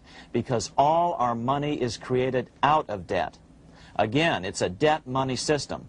Our money is created initially by the purchase of U.S. bonds. The public buys bonds like savings bonds, the banks buy bonds, foreigners buy bonds, and when the Fed wants to create more money in the system, it buys bonds, but pays for them with a simple bookkeeping entry which it creates out of nothing. Then this new money created by the Fed is multiplied by a factor of 10 by the banks thanks to the fractional reserve principle. So although the banks don't create currency, they do create checkbook money or deposits by making new loans. They even invest some of this created money. In fact, over $1 trillion of this privately created money has been used to purchase U.S. bonds on the open market, which provides the banks with roughly $50 billion in interest, risk-free, each year, less the interest they pay to some depositors. In this way, through fractional reserve lending, banks create over 90% of the money and therefore cause over 90% of our inflation. What can we do about all this? Fortunately, there's a way to fix the problem fairly easily, speedily, and without any serious financial problems. We can get our country totally out of debt in 1 to 2 years by simply paying off these U.S. bonds with debt-free U.S. notes, just like Lincoln issued. Of course, that by itself would create tremendous inflation, since our currency is presently multiplied by the fractional reserve banking system. But here's the ingenious solution, advanced in part by Milton Friedman, to keep the money supply stable and avoid inflation and deflation while the debt is retired. As the Treasury buys up its bonds on the open market with U.S. notes, the reserve requirements of your hometown local bank will be proportionally raised, so the amount of money in circulation remains constant. As those holding bonds are paid off in U.S. notes, they will deposit this money, thus making available the currency then needed by the banks to increase their reserves.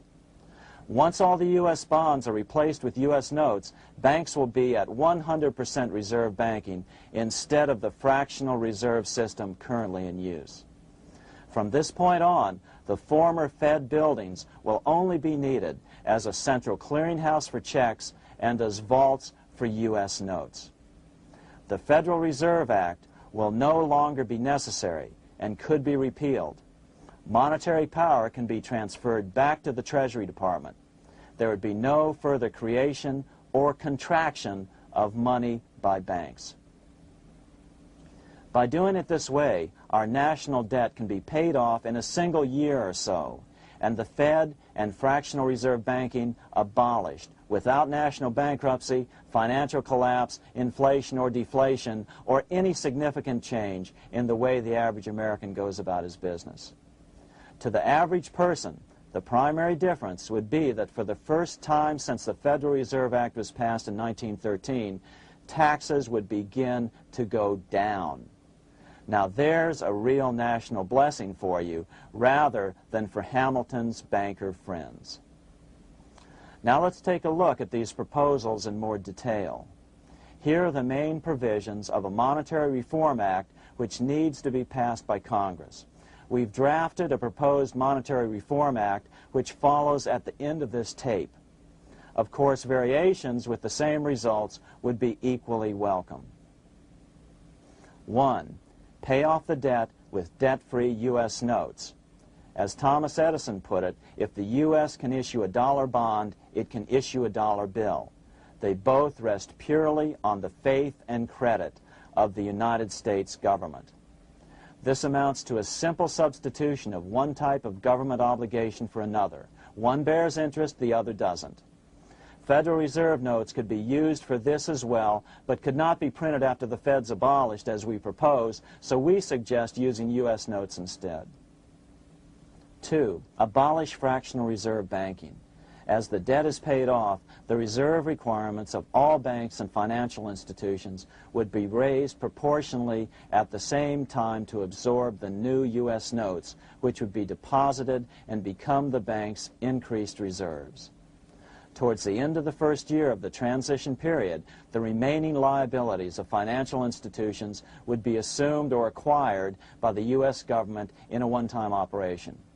In other words, they too would eventually be paid off with debt-free U.S. notes in order to keep the total money supply stable. At the end of the first year or so, all of the national debt would be paid, and we could start enjoying the benefits of full reserve banking. The Fed would be obsolete, an anachronism. 3. Repeal the Federal Reserve Act of 1913 and the National Banking Act of 1864. These acts delegate the money power to a private banking monopoly. They must be repealed, and the money power handed back to the Department of Treasury, where they were initially under President Abraham Lincoln. No banker or person in any way affiliated with financial institutions should be allowed to regulate banking. After the first two reforms, these acts would serve no useful purpose anyway, since they relate to a fractional reserve banking system. 4. Withdraw the U.S. from the IMF, the BIS, and the World Bank. These institutions, like the Federal Reserve, are designed to further centralize the power of the international bankers over the world's economy, and the U.S. must withdraw from them. Their harmless functions, such as currency exchange, can be accomplished either nationally or in new organizations limited to those functions. Such a monetary reform act would guarantee that the amount of money in circulation would stay very stable, causing neither inflation nor deflation. Remember, for the last 3 decades, the Fed has doubled the American money supply every 10 years. That fact and fractional reserve banking are the real causes of inflation and the reduction in our buying power, a hidden tax. These and other taxes are the real reasons both parents now have to work just to get by. The money supply should increase slowly to keep prices stable, roughly in proportion to population growth, about 3% per year, not at the whim of a group of bankers meeting in secret. In fact, all future decisions on how much money will be in the American economy must be made based on statistics of population growth and the price level index. The new monetary regulators and the Treasury Department, perhaps called the Monetary Committee, would have absolutely no discretion in this matter except in time of declared war. This would ensure a steady, stable money growth of roughly 3% per year, resulting in stable prices and no sharp changes in the money supply. To make certain the process is completely open and honest, all deliberations would be public, not secret, as meetings of the Fed's Board of Governors are today. How do we know this will work? Because these steps remove the 2 major causes of economic instability, the Fed and fractional reserve banking, and the newest one as well, the BIS, Bank of International Settlements. But most importantly, the danger of a severe depression would be eliminated. Let's listen to Milton Friedman on the single cause of severe economic depressions. I know of no severe depression in any country or any time that was not accompanied by a sharp decline in the stock of money, and equally of no sharp decline in the stock of money that was not accompanied by a severe depression. Issuing our own currency is not a radical solution. It's been advocated by Presidents Jefferson, Madison, Jackson, Van Buren, and Lincoln. But it's been used at different times throughout Europe as well. Perhaps the best example is one of the small islands off the coast of France in the English Channel. Called Guernsey, It's been using debt-free money issues to pay for large building projects for nearly 200 years. Here we are on Guernsey, and this is the Guernsey Flower and Vegetable Market. Guernsey is one of the most successful examples of just how well a debt-free money system can work. In 1815, a committee was appointed to investigate how best to finance this new market. The impoverished island could not afford more new taxes, so the state's fathers decided to try a revolutionary idea: issue their own paper money. They were just colorful paper notes, backed by nothing, but the people of this tiny island agreed to accept them and trade with them. To be sure they circulated widely, they were declared to be good for the payment of taxes. Of course, this idea was nothing new. It was exactly what America had done before the American Revolution, and there are many other examples throughout the world. But it was new to Guernsey, and it worked miracles. This market is still in use, and remember, it was built for no debt to the people of this island state. But what if we follow Guernsey's example? How would the bankers react to these reforms? Certainly the international bankers' cartel will oppose reforms that do away with their control of the world's economies as they have in the past. But it is equally certain that Congress has the constitutional authority and responsibility to authorize the issuance of debt-free money, U.S. notes, and to reform the very banking laws it ill-advisedly enacted. Undoubtedly, the bankers will claim that issuing debt-free money will cause severe inflation or make other dire predictions. But remember, it is fractional reserve banking which is the real cause of over 90% of all inflation, not whether debt-free U.S. notes are used to pay for government deficits. In the current system, any spending excesses on the part of Congress are turned into more debt bonds, and the 10% purchased by the Fed are then multiplied many times over by the bankers, causing over 90% of all inflation. Our fractional reserve and debt-based banking system is the problem. We must ignore its inevitable resistance to reform and remain firm until the cure is complete. As the director of the Bank of England in the 1920s, Sir Josiah Stamp put it, referring to this modern fractional reserve banking system, "Banking is conceived in iniquity and born in sin. Bankers own the earth.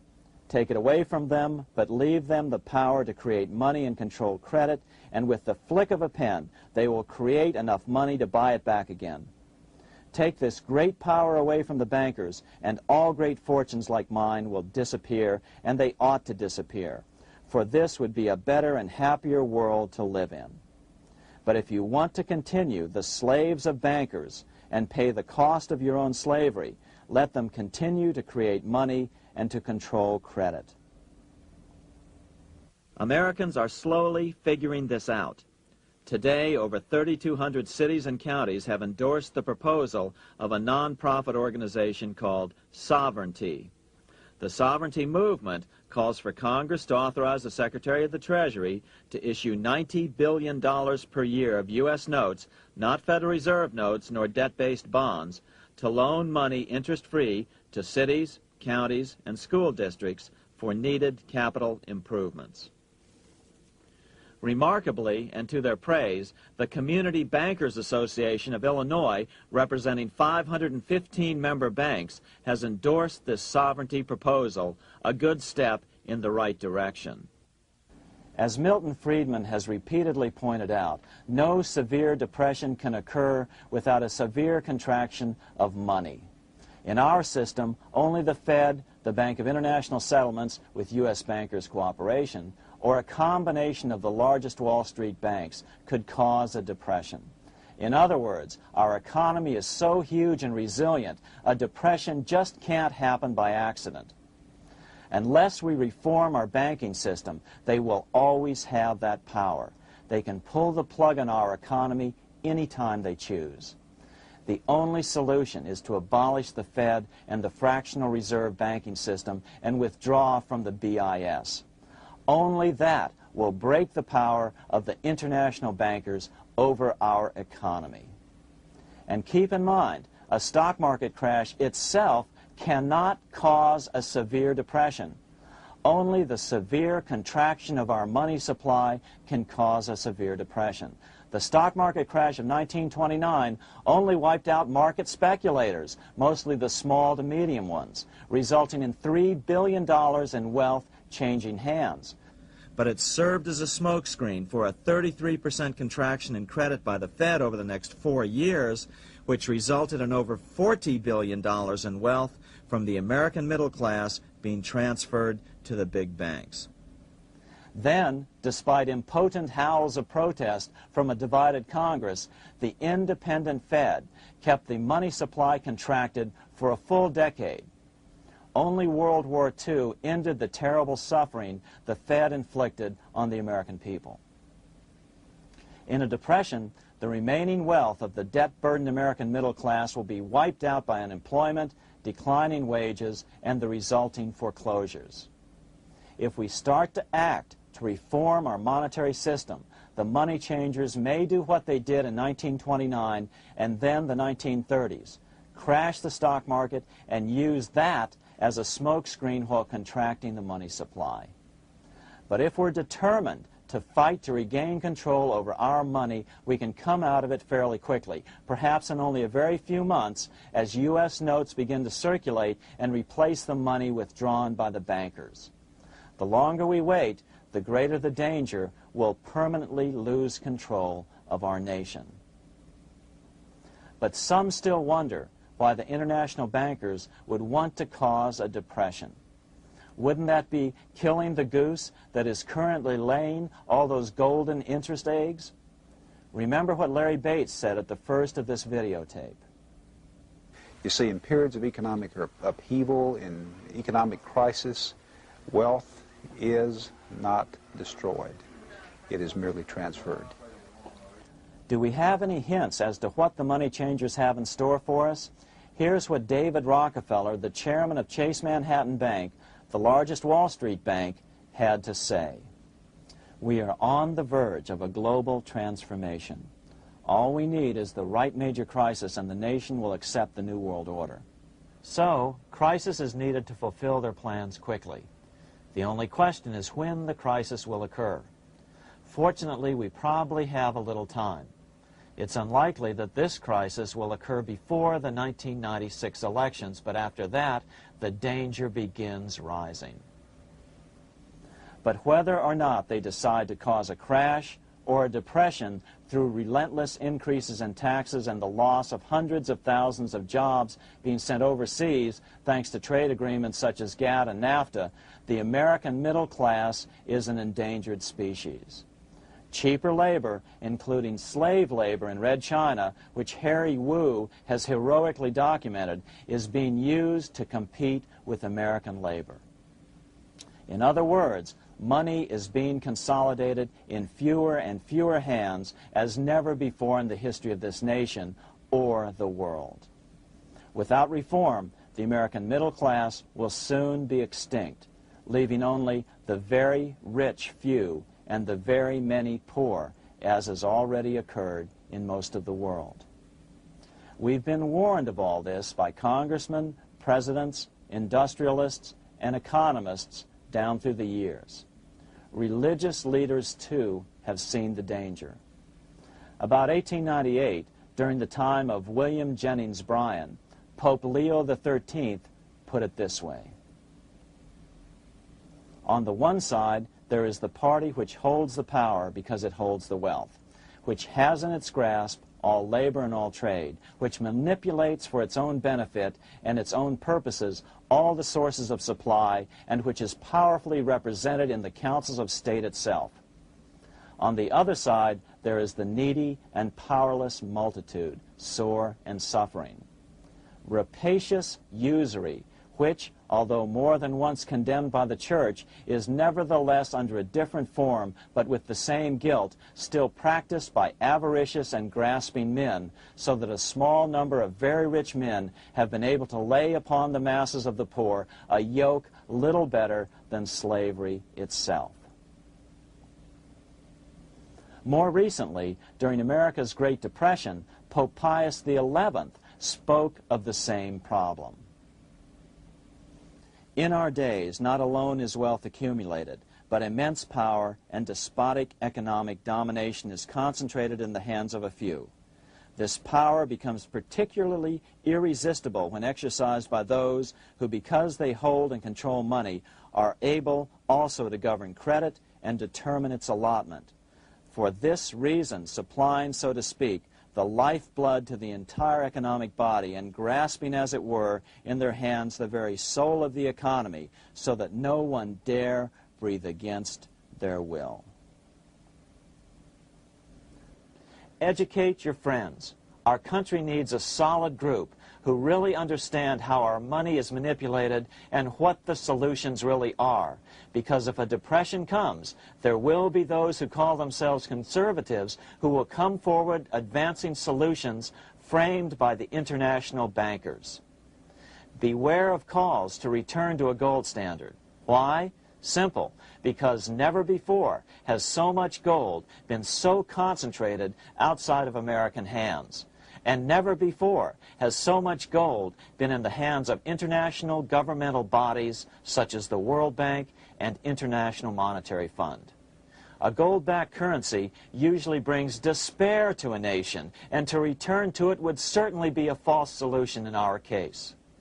Remember, we had a gold-backed currency in 1929 and during the first 4 years of the Great Depression. Likewise, beware of any plans advanced for a regional or world currency. This is the international bankers' Trojan horse.